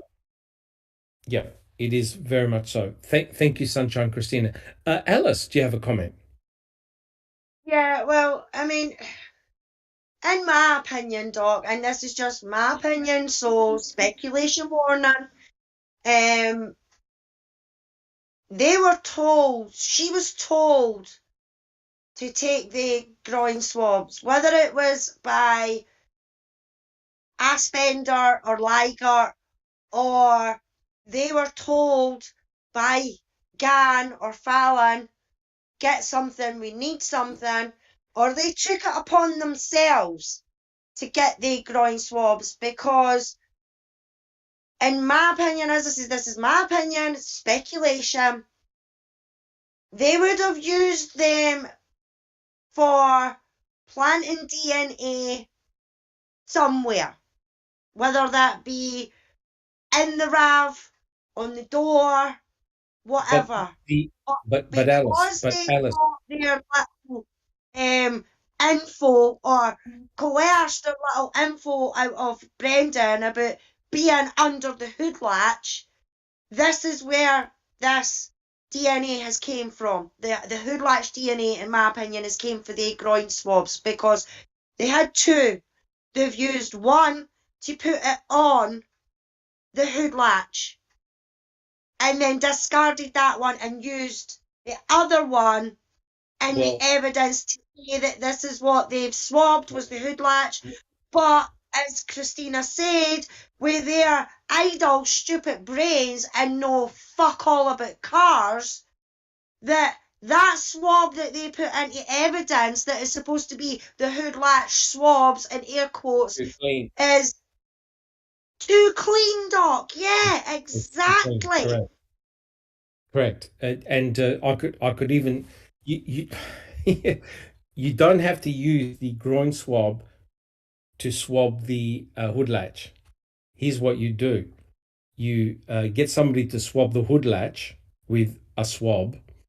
You don't put that swab into evidence, and you just simply put the groin swab in the evidence bag and label it hood latch swab.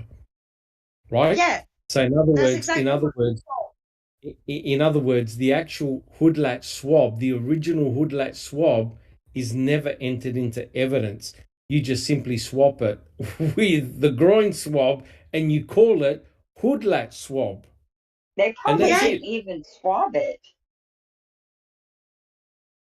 Yeah, but for them to say that this is a hood latch swab, it should be manky. You know what I mean? There should have been DNA in between the grate of where you have to shove your finger in to unhook that latch to open up the bonnet. You know what I mean? So not just on there should have been sweat DNA or DNA period. It should have been on the circuit, and the swab that they put in for testing should have been bogging, in my opinion, if they actually swabbed the hood latch, which I don't think they did.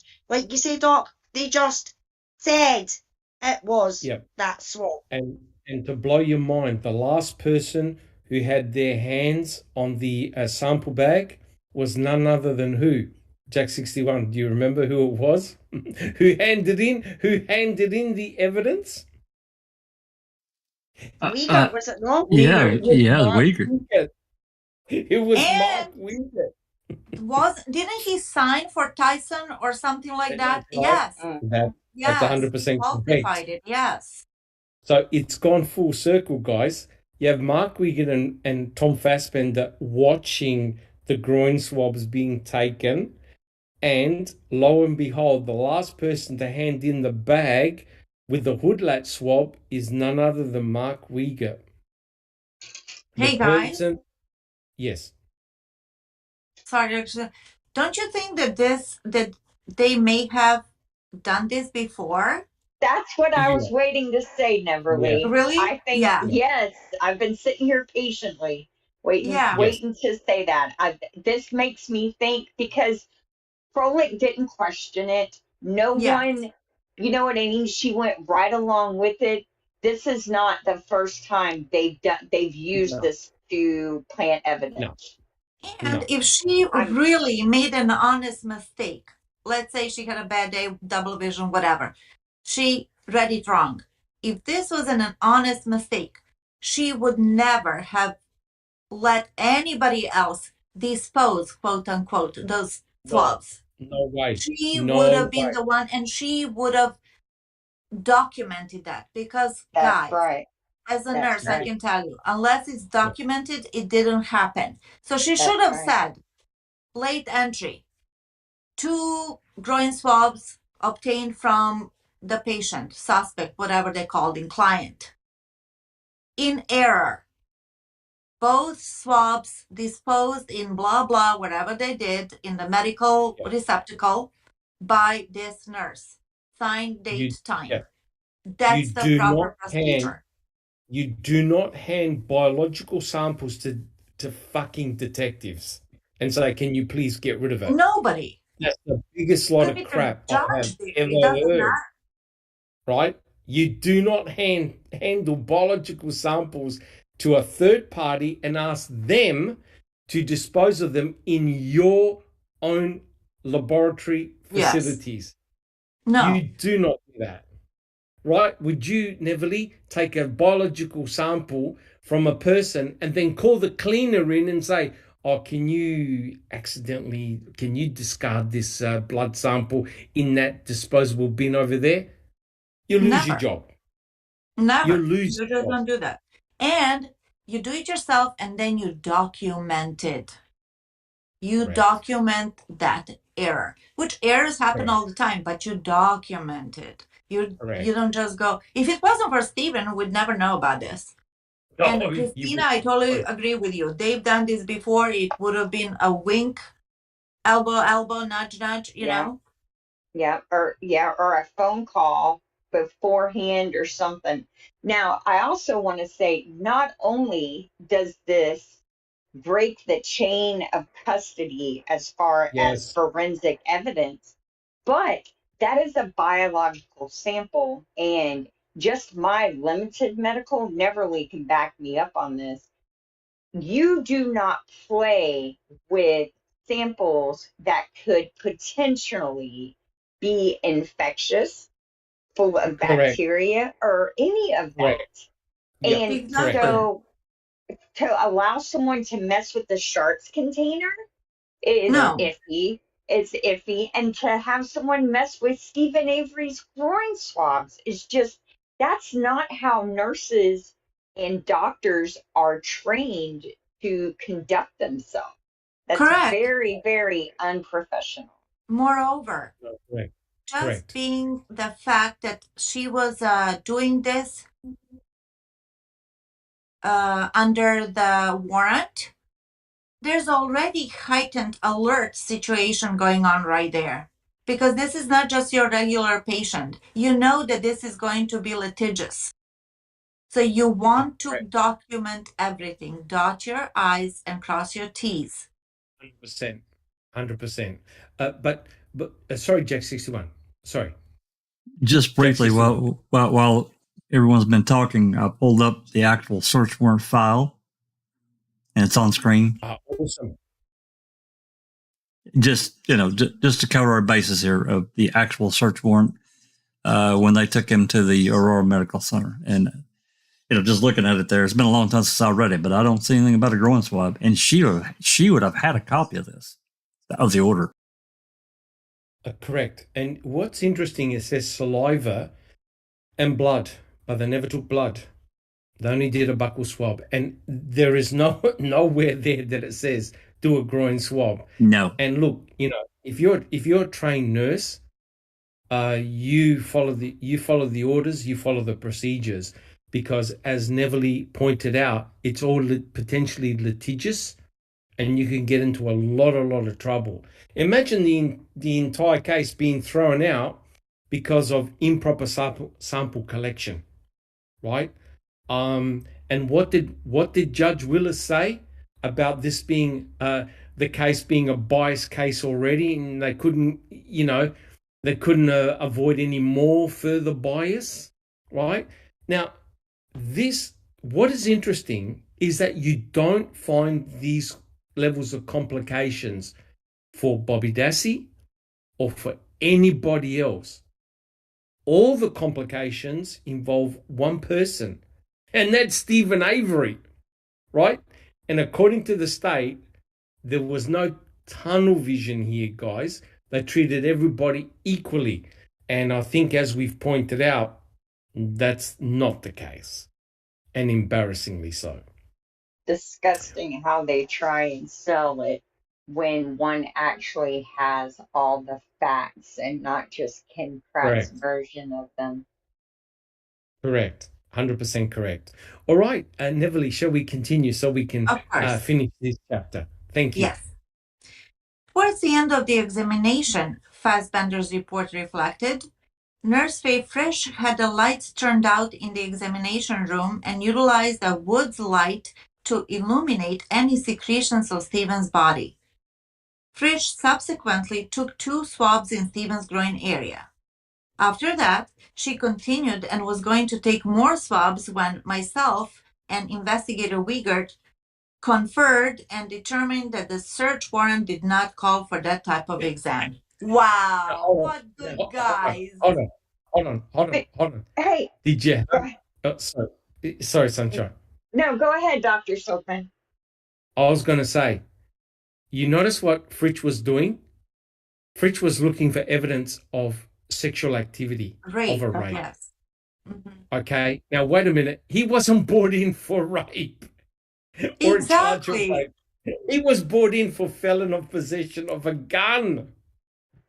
So Nurse Fritsch obviously must have thought this was a rape case. Somebody forgot to tell her that it wasn't, and she was doing what a nurse would normally do, and she is a sane nurse involved in sexual assaults.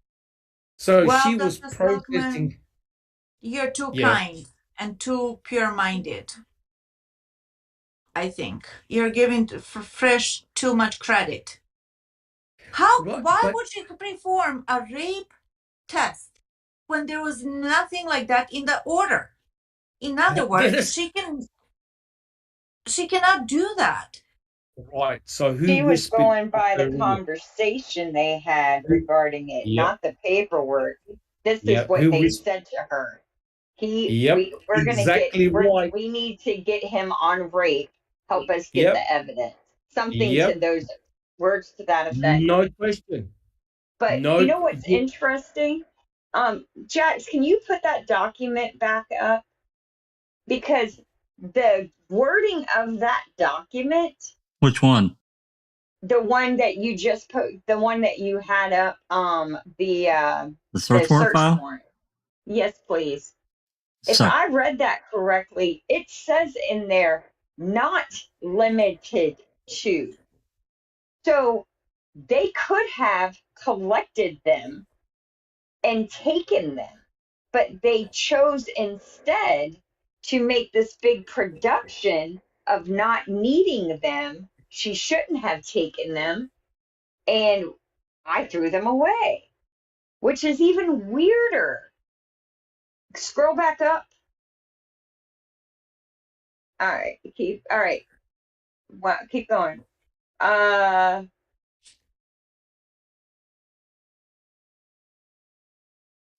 You're authorized to collect necessary tests to safely keep remaining evidence. No, that's not it. I saw what you. including but not limited to a saliva and blood sample to be obtained by a trained evidence technician and trained medical personnel. But that makes it even worse. That Yes, makes it even exactly. worse because Fassbender and Wiegert said, holy shit, don't do a groin swab. Give us those groin swabs. That's Right? right. No, I think what they said was take the groin swabs and then we're going to claim we didn't need them. We're going to That's make this right. production of throwing them away, but they Yeah, didn't fix the warrant to where it actually excluded it. So it's correct. even weirder. Correct. I Because also they never. find in Sorry, Neville. you finish. Well, the issue is this. You have Bobby Dassey going in. There were no dramas. They did the buccal swabs. They did the photography. Boom. Fingerprints, palm prints, done. With Stephen, you've got this commotion going on that the nurse decided now to start examining his body with a black light. So they're obviously looking for vaginal secretions, semen, any form of sexual activity, etc., etc. And then the nurse took 2 groin swabs. And then the investigator said, holy shit, no, stop that right now. It doesn't make any sense. No. And do you think maybe they used he's, molesting his niece? Is that maybe why she was looking for proof of sexual activity? Because we're I, talking about 2 weeks later. Well, yeah, November the 9th, correct. Well, Yeah, how about close to this? 2 weeks. How about this, Sunshine? Nurse Frisch was a neighbor and a relative of Jean Couchet's second wife. Did you know that? No, I yep. didn't, but I'm Yeah. Yep. not surprised. Thank you, Jack. So who's to say, it's pure speculation again, that Couchet wasn't flapping his mouth a lot? Who knows how close these people are? I'm just saying. Is it possible that he was talking to her about Stephen again, eye roll, and she decided upon herself to do it and see if it's gonna fly? That's one possibility out of many. And then what I don't like about this sentence, what they said here, that Fassbender, what a good cop, he goes, after she continued to do, she took 2 swabs in Stephen's groin area. After that, she continued and was going to take more swabs. But then him and Wiegert were like, on the side, oh shit, this is not even in the warrant. So they were, yeah. He was being processed. He was being fully processed for sexual assault. Yeah. Don't muck around. Don't mince your words. That's exactly what Stephen was being processed for, right? She's a sexual assault nurse. She knows the procedure. She knows what samples to take. Yet clearly, the only sample she was authorized to take was a buccal swab. It's even written on the form that we just put up. Sorry, Jack 61. Thank you, Neville. Sorry. Yeah, I scrolled down to the return of the officer, and they obviously they didn't list the groin swab down here. I was just checking it. Buccal swab, fingerprint, and palm prints, and photographs. Turned over to Sergeant Bill's house, and yada yada. Signed by Fast. Yep, correct. 100% correct. So, for some bizarre reason, the nurse decided to do further additional processing that wasn't requested. That's very interesting. Alice, do you have a comment? Sorry, Yeah, it's actually T1. T1's got a couple of things in chat. He says, question, have the swabs from the hospital been compared to the swabs at the crime lab? Were they different manufacturers? There was several months between these 2 alleged swabs being taken. Groin to hood latch.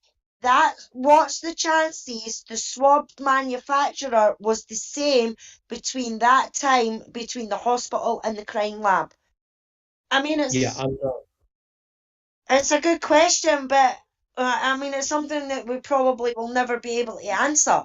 yeah.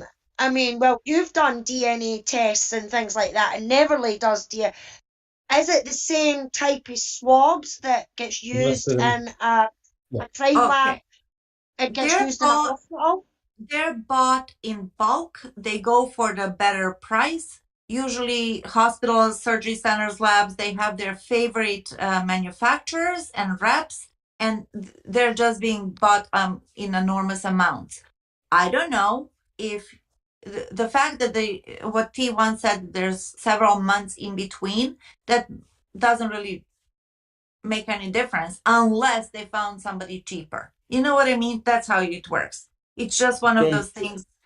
Yeah, those supplies Normally, are, yeah, they're fairly standard, Alice. yeah, The swabs will be virtually identical. yeah, They may be from a different manufacturer, but they've got to be built to specification, right? So yeah, those swabs will most likely be the same, yeah, right? And They may plus, be from a different manufacturer, but in terms of the structure of them, that would probably be the same, I would imagine. Sunshine Right. Christina. I just wanted to say, and plus, Miss Colhane doesn't save anything but like minuscule pieces of everything. Like you can't tell anything by her evidence retention policy. I was thinking about the size of the scraps from Stephen's car seats and the wrap car seats. I mean, they literally look like pieces of carpet fiber my dog scratched. You know, I would want a good size sample to Yeah, test, not some minuscule thing that if I sneeze I would while cut I'm very tight. holding it, it disappears. Yep. Yeah, Cut, very or strange. cut very tight. Thank you, Sunshine Christina. Neverly, did you have another comment? yeah. Well, the whole thing with Faye Fresh collecting, doing the basically the rape exam on Stephen, and that she wanted to take more than 2 swabs, so she was going for it. Let's say that she made a mistake. But what's blatant about it in this case is that she did not do any of that for Bobby. That's correct. That's the puzzling That's part that 100% makes it correct. stink. Yeah, Yes. that's correct. So the question has to be asked, why was the treatment of Stephen Avery different? Why was it different? That's the only Stephen thing that was I'm asking. targeted. That's my golden answers. Well, according to the state, Stephen wasn't targeted, and it Well, wasn't treated any different. But we're uncovering all this stuff that suggests that he was, right? okay. Yeah, Hagel said that everybody is a suspect, right? They targeted Stephen. They said that Stephen wasn't targeted, yet their actions show that he was. Hagel said that there's all kinds of blood, body parts, that everything paid off, blood on the key, that he was inside the car. None of that proved correct. You see what I'm saying? There's one thing what they say and what actually they were doing or what actually happened. So just because they say something, you cannot, it's like trust but verify. And we've been verifying for the last 6 years everything they said. So which brings me to another point where Eisenberg, your another favorite, Dr. Silkman, and yeah. Pagel both said, probably Kratz as well, that the remains that were found were from one body and one body alone, which I, Correct. at this point, find that it's bogus and bullshit, to quote you, because, Focus and and bullshit. bullshit, I love it. I love it. I think it's really I think funny. it should be a shirt. Yeah, I We think so needed a too. t-shirt. Yeah, we need it. Yeah, because they have a history of saying one thing, doing another. And I don't believe at this point that it's only one body, but that's just my opinion, my hunch. I don't have any proof of this and so forth. All I'm saying is that just because they say something, their actions proved differently. And to me, that's a done deal. And actually, it's becoming embarrassing now. It Mhm. really, really is. And I suppose that's probably why Brenda Schuller wrote that nasty letter to John Ferak. Because John Ferak was putting his nose where certain people didn't want it to be.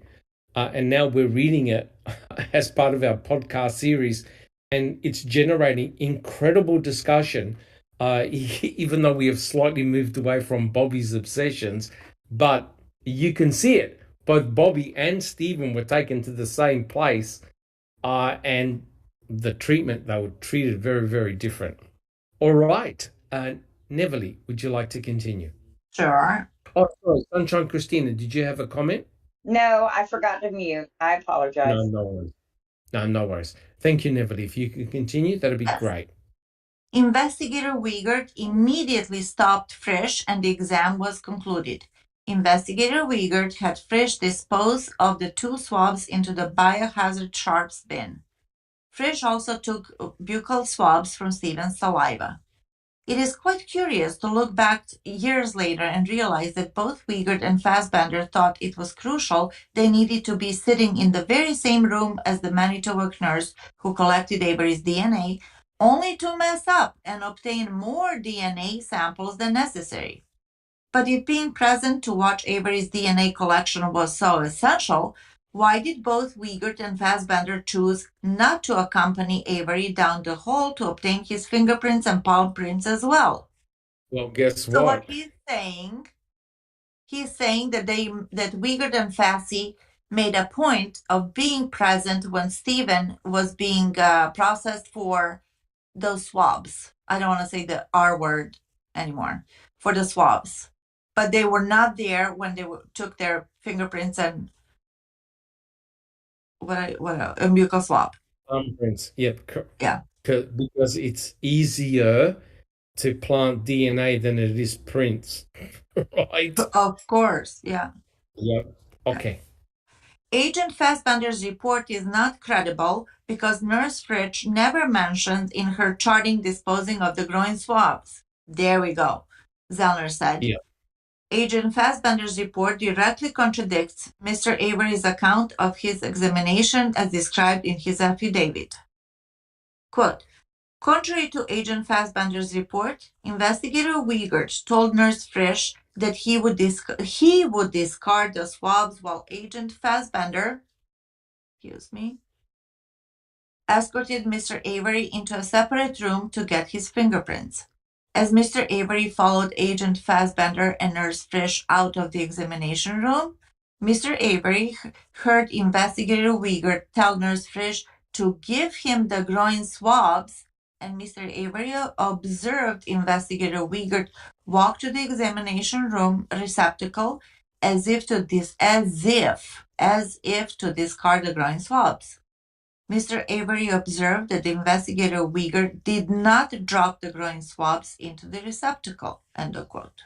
Well, so this is what we were talking about. If that's true, if that is indeed true, the nurse is in huge, huge trouble. And so they should be. Yes, correct, because detectives and investigators are not meant to be handling biological material. They're not there to assist. That's correct. They're there just to observe. All biological samples have to be handled and discarded by the nurse taking them, right? It's just like when you go for a blood test, right? And the nurse says, oh, can you just put that needle in the waste container, and handing you the needle after she took blood from you and saying, here, can you put that in the sharps container? That's their job.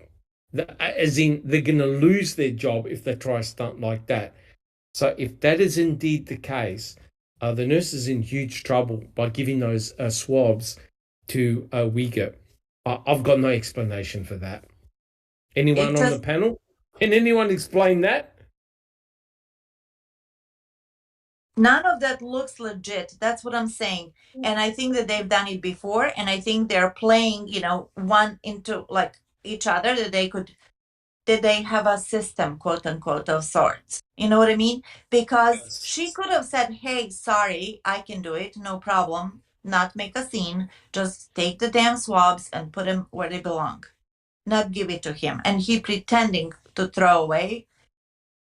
Yeah, Yeah, that's not good. Yeah. Okay.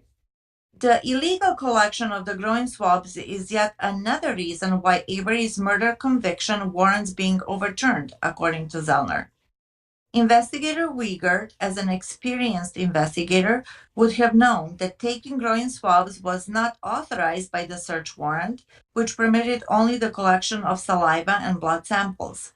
It is therefore reasonable to conclude that this clear violation of Mr. Avery's Fourth Amendment right that investigator Wiegert planned to use the illegally seized groin swabs from Mr. Avery to plant Mr. Avery's DNA on other crime scene evidence, Zellner stated. Oh boy.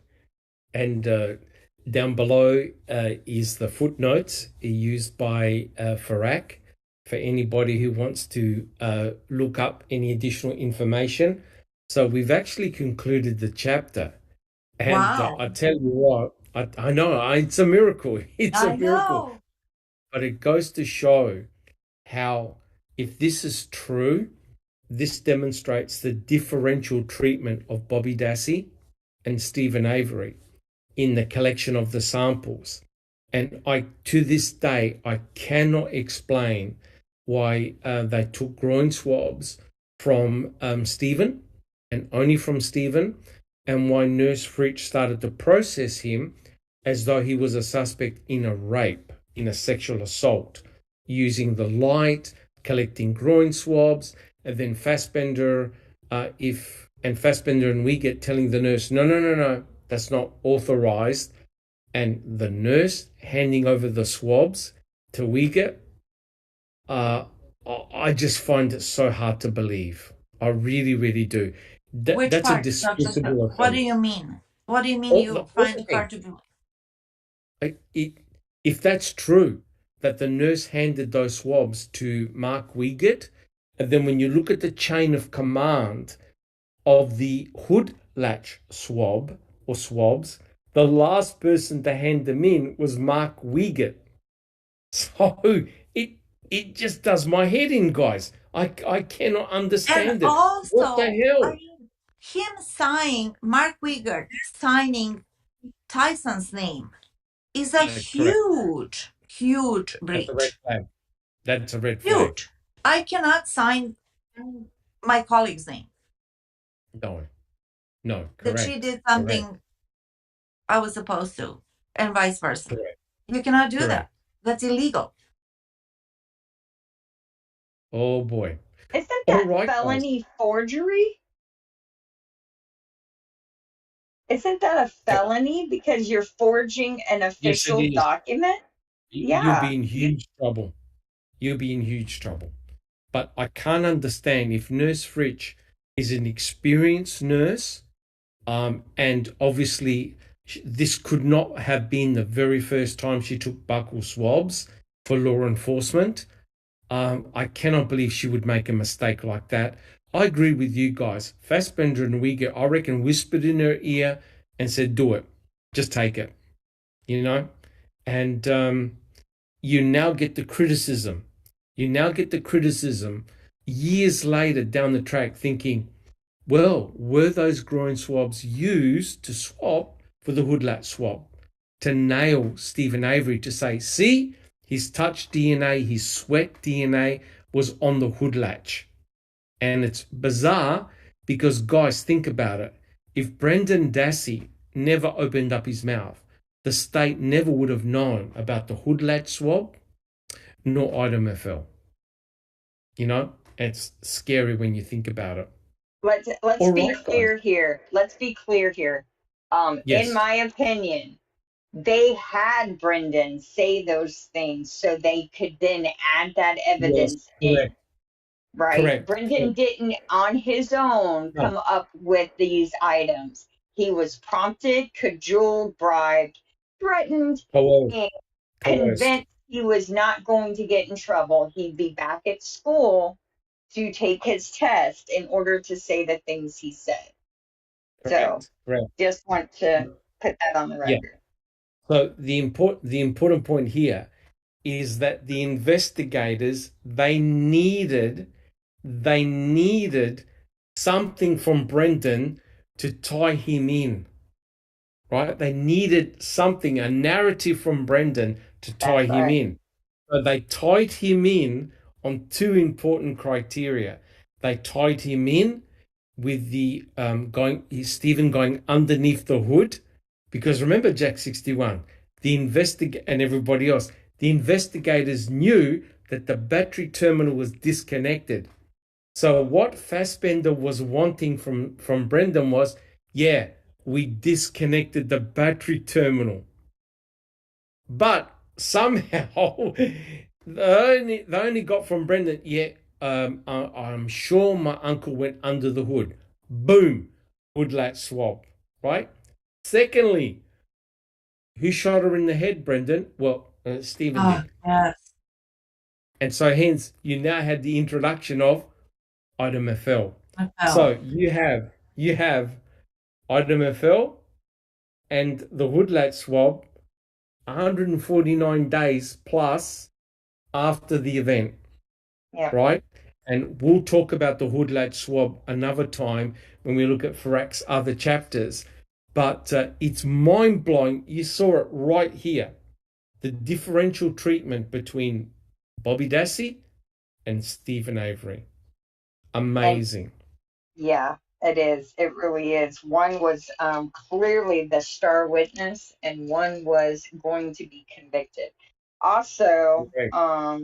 for anyone who hasn't researched this case, Item FL has its own host of issues from collection to examination, that Yep. it is in no way a slam dunk link between Stephen No. Avery and Teresa Halbach. It was sold No. to be one, but a closer Correct. examination of that piece of evidence will find that it is nothing but a random bullet fragment on a salvage yard where thousands of bullets from that gun had been shot over the years.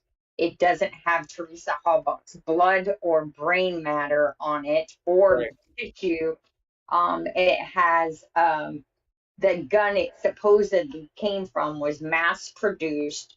That's another examination where it was not confirmed by his supervisor.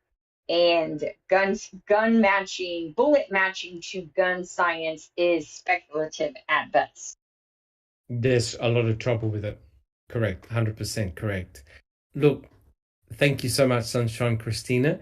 Well, this ends our podcast, believe it or not, unless we've got some questions in chat.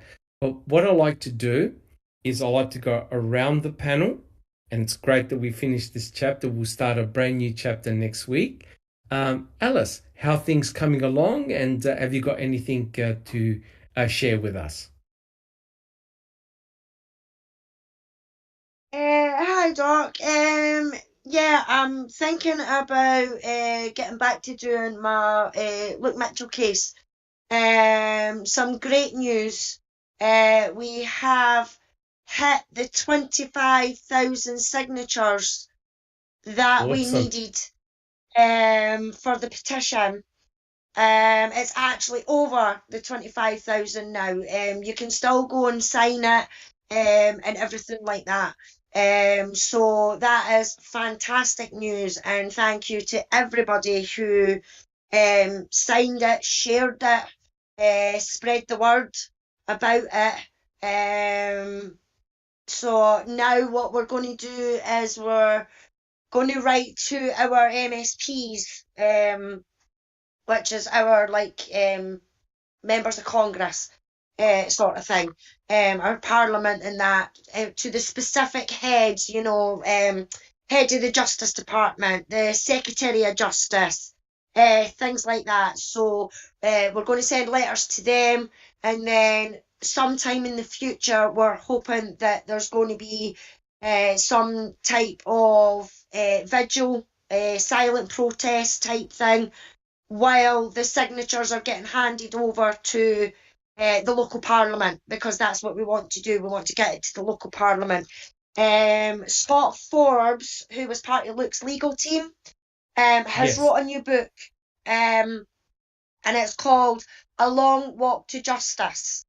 And for anybody who's interested in the Luke Mitchell case, I mean, I don't think William will be too chuffed, but I would recommend this book because he's been able to get away with a lot more things than what Sandra Lean could put in her book, because Sandra Lean's an academic, so she needs to watch what she's saying and how she's saying it, because she can be in contempt of court and things like that.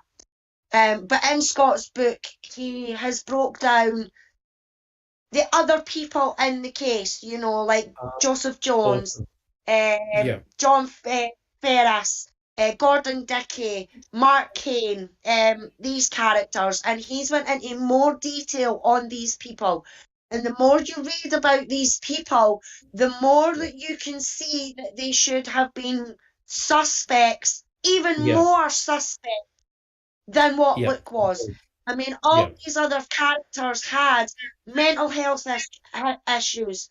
They were known to be in mental institutions, some before the trial, and everything like that. But it all got twisted and projected onto Luke. You know, it was Luke's brother that was in a mental institution. You know, it was Luke's brother that had the health issues and things like that. So I'm going to hopefully try. I mean, I could go on and on and on, but I'm not. So please, A Long Walk to Justice. You can get it on Amazon, and you can get it on Kindle as well. So I would suggest to anybody who's interested, to go and please buy it, have a read at it, and go to my channel and watch some of the videos there. And hopefully there'll be a video from me soon. So thanks very much, Doc. And I'd just like to say thanks to everyone in chat as well. Awesome. Yeah, the Foul Play team actually interviewed Dr. Sandra Lean, and I'll tell you what, that was one hell of an interview. I learned Great so job, much. Dr. Silkman. It was an incredible. We were so blessed to actually speak to her, and I know she's been through a lot of hell. You know, having people suspecting that, you know, she wasn't a doctor, she wasn't this, she wasn't credible, and it just completely shocking how people treated her and her family. And that's your Stephen Avery Brendan Dassey case over there. It's the equivalent type of case. It really is the biggest miscarriage of justice in Scottish history. I mean, even some of the things that how they went about it, because Luke was charged 18 months after he was killed. You know, there was a certain rule here that if you're not if they don't charge somebody within, I don't know, please don't pull me up on this if I get this wrong, but it was something like the 110-day rule. If you didn't have enough evidence to charge that person within that 110-day rule, then they were to be let gone or whatever. It took longer than that because they waited until Luke turned 16. They waited for his age. You know. Correct. Exactly. Correct. So it was near enough 14 to 18 months after Jodie was killed that they charged Luke, and Luke went to trial for her death. There is just so many shenanigans that it's unbelievable. So I would ask you to get Innocence Betrayed. You can get on Amazon and that as well, which is Dr. Sandra Lean's book. She goes into more of the court side, the police investigation, the interviews, things like that, but she breaks it down. Scott goes into more of the other people that should have been suspects, period. You know, so... I'm telling you, if you haven't checked it out, guys, check out the interview we did with Dr. Sandra Lean on the Foul Play website, YouTube channel. I was just in awe and wonder. I read her book. I need to read it again. I need to read this new one, but it is a complete devastating case. It's madness, like the Stephen Avery, Brendan Dassey cases. It's on the same level of madness. It really is completely crazy what they charged that young boy, having done the same thing they did to Brendan. It's sort of like, you guys got to be kidding, right? Yet it happened. Thank you so much, Alex. I know we can discuss that case for hours and hours. Correct. So we should do another T-shirt, all bollocks and bullshit, right? Bollocks and bullshit. Jack 61, how are things coming along with you? Oh, been super, super busy, as everyone knows, with the Coburn filings from the defendants. And, I think we did a pretty good job covering that. As I said in the podcast. Massive. Just hundreds and hundreds of pages. But I'm going to do a summary sometime. I'm trying to find the time, because not only am I doing that, all these Avery and Jody visits have to be converted. And then Zoe's taking it and making a movie out of it. She's helping me. Otherwise, I'd have to do that too. And I think about, because these are in a file format that is not user friendly, but I do have a program that I can play them easily. Yeah, but I have to play the file and record it, and then I have to convert it to an MP3. It's just time consuming, That's a huge amount of work. And, Jack 61, I just want to say, unfortunately, a lot of times I can't be on open mic because of the timing and things like that, but I do listen to them. You guys have done an amazing job on the open mic series, looking at the Colburn and Netflix situation. And it is very, very important. The outcome of this trial is very important and has huge ramifications for all of us. It does. It's definitely, I think, a landmark case, for Judge Ludwig to decide these things. And they're wanting summary judgment. And, in reality, I don't see how Judge Ludwig can deny it. He might, but Cherie was able to get us document 298 yesterday, and that's from Colburn, and they're wanting everything unsealed. They're wanting that footage that the filmmakers filed under seal with Judge Ludwig, and I just personally don't think that he should unseal that, because if he does and makes it a public exhibit, it's free. It's open season for them, and that footage can be used anywhere, basically. So, but there's so many other things in the case that are sealed as well that we haven't seen yet. The 4,000 text messages we've only seen a few of, and there's other items that have been sealed as well. So they filed that. When we read that last night, that was a really short open mic, hour and 15 minutes, I think. I was depressed. Next 61, I was depressed. I'm there. What? Under 6 hours? What's going on? Yeah, I knew it'd be a short one, but I wanted to go ahead and do it because, moving into this open records request I got, and there's hundreds of calls and jail visits that have to be converted. It's a slow process. We've gotten through.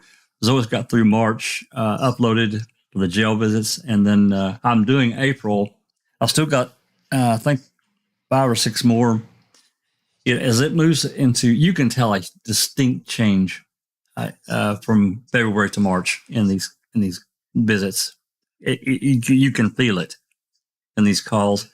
Yes. And we're going to tomorrow. I think it's going to be fairly focused on Jody and how Bassman or Uyghur actually first and Baldwin, what they did in conjunction with Debbie. Shocking. So we're going to be doing that. We're going to be doing that and looking at that. And then the last thing, I did get the interview for Roger Renuas, or how you say his name. I got a CD when I got the originals, and it wouldn't play. So I sent a message back to Calumet County, asked them to reburn it. They sent me the same thing again, and this file is a Windows playlist file. I can't open it. It's a shortcut to a playlist, and that doesn't do any good. It won't work. No, it won't work. So, Jack, TTM Fangirl says that you should get Handbrake. I think that's what it's called. He says it's fast and it will convert easy from any file type to any file type. What's it called? Handbrake. Is that an Apple product or a Windows product? Handbrake. That sounds familiar. I'll have to look that up because I've looked, because these are in VAC file type, which is the same as VAC. Yeah, it's the same as all the call. And the program I have, it will convert pretty much anything to an MP3 or a WAV file, but it will not. Yeah, it will not. It will not convert these VAC files. I've tried, and I actually ended up sending an email to the people that make the app, and they answered right away and said it won't convert them. The VAC files, it will not convert them. So I have to play them, but I will check out Handbrake. Thank you very much. Yeah, so, check the chat. She goes on and on, but it's too technical for me. Yeah, the VLC player, I agree with TTM Fangirl. The VLC player is brilliant. That's one of the most robust players you can get. Yeah, play anything. Yeah, I'm going to check that. I think I checked that a while back, and I will download it again, or I'll check the website to see if it will open that file type. And that would be great if I can just convert the files. I can easily that would be so easy. But I'll check it out. Yeah, and then awesome. Yep, that's it. So tomorrow we'll plan on the same time as our usual time. It'll be 6 o'clock, and we're going to focus on, like I said, on Jody and how Uyghur. Oh boy. Yeah, it should be interesting, and so that's what we're going to do. What's remarkable is something I still can't wrap my head around is how Fassbender and Uyghur and also Baldwin and others just treated people like garbage. Oh, absolutely. Absolute garbage with no regard to nothing. Nothing. I mean, they called her in for they interviewed her. We don't have the interview. But she was interviewed like November 6th, I think it was, or 7th. But they didn't record it, according to them, because I asked for that. They said they don't have it. But they interviewed her February 15th, and they called her in, Uyghur and Baldwin, and they played call from Debbie to her to get her to turn against Stephen. It's absolutely crazy. Right. But it worked. And also, I don't want to give too much away, but then they try to blackmail her and say, how would you like to live with Stephen Avery, knowing he's done so and so, and he could do this to your daughter, and you're thinking to yourself, are you kidding me? Yeah, they've got carte blanche. They could do whatever they bloody want. That's right. So anyway, okay. Yep. Thanks everyone for coming and being a part of the reading with the crew.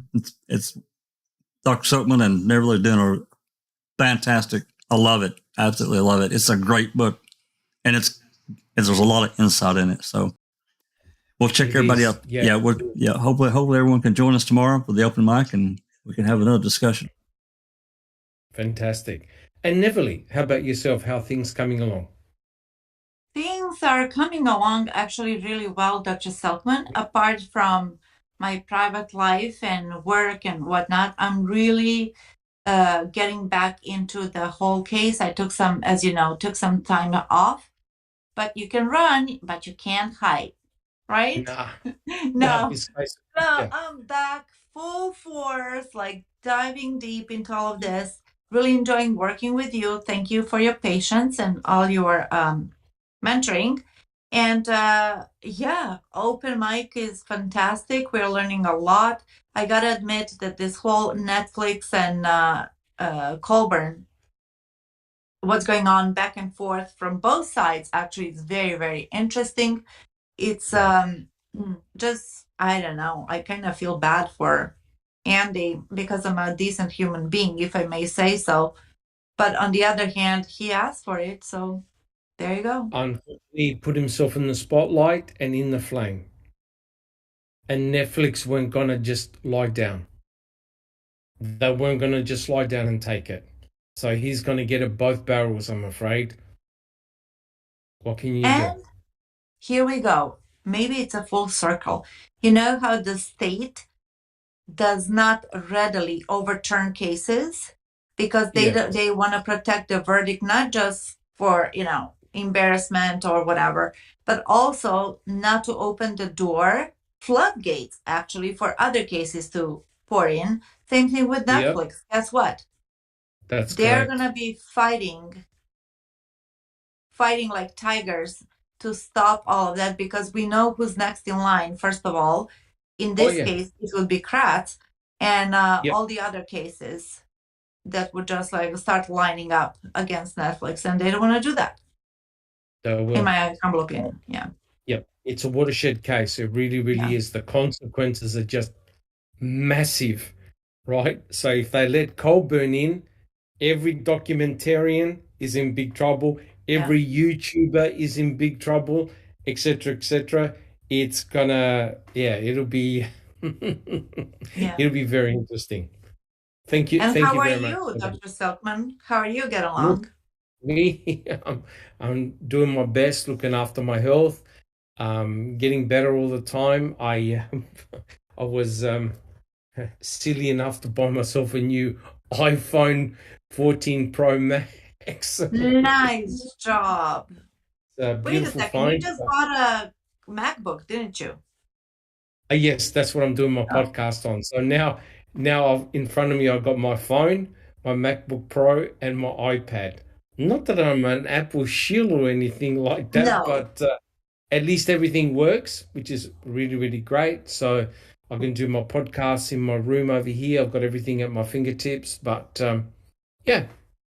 Health-wise, I'm doing the best that I can.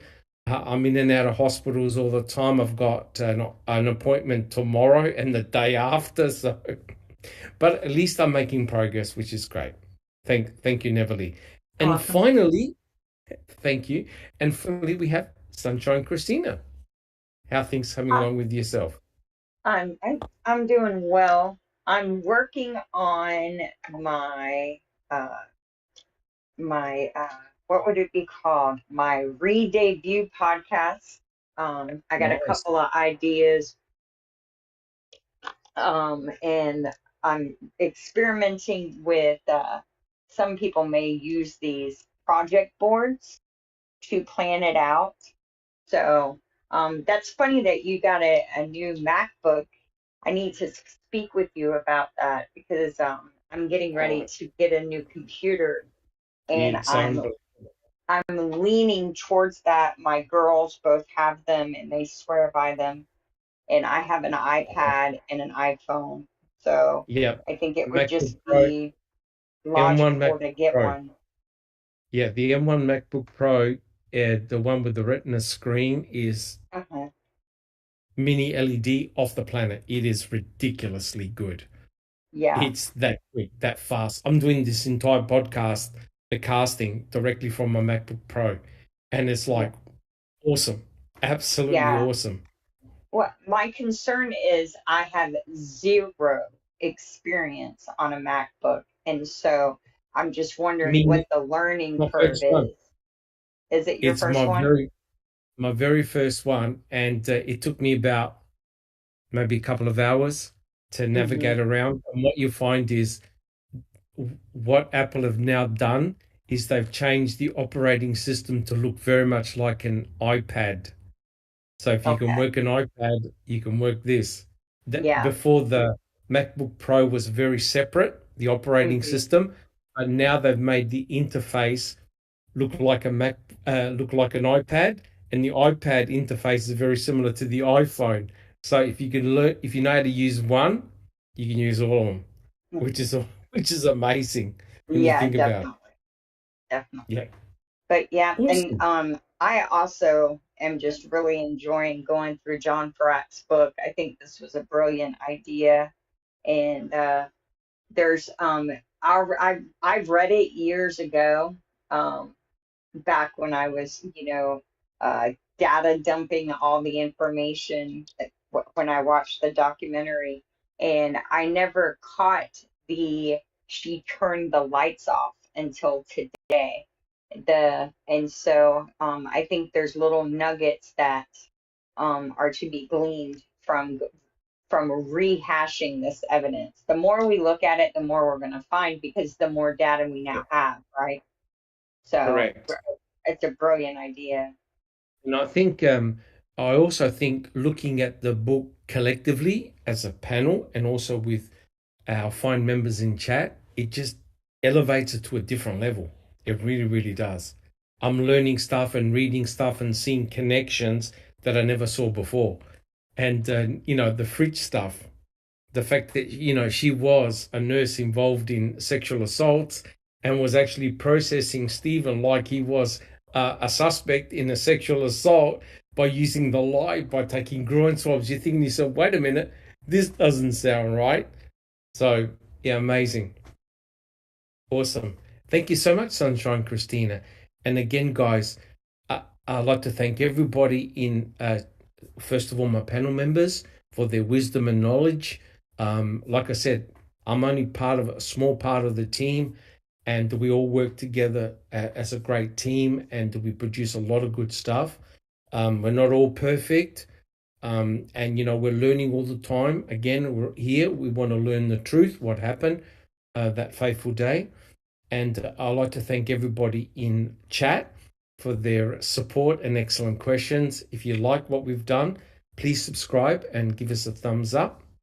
Until then, unless there are any further announcements, we'll catch you all next week. Thank you so much. And don't forget open mic tomorrow. Thank you. Thanks, everyone. This has been a Foul Play production.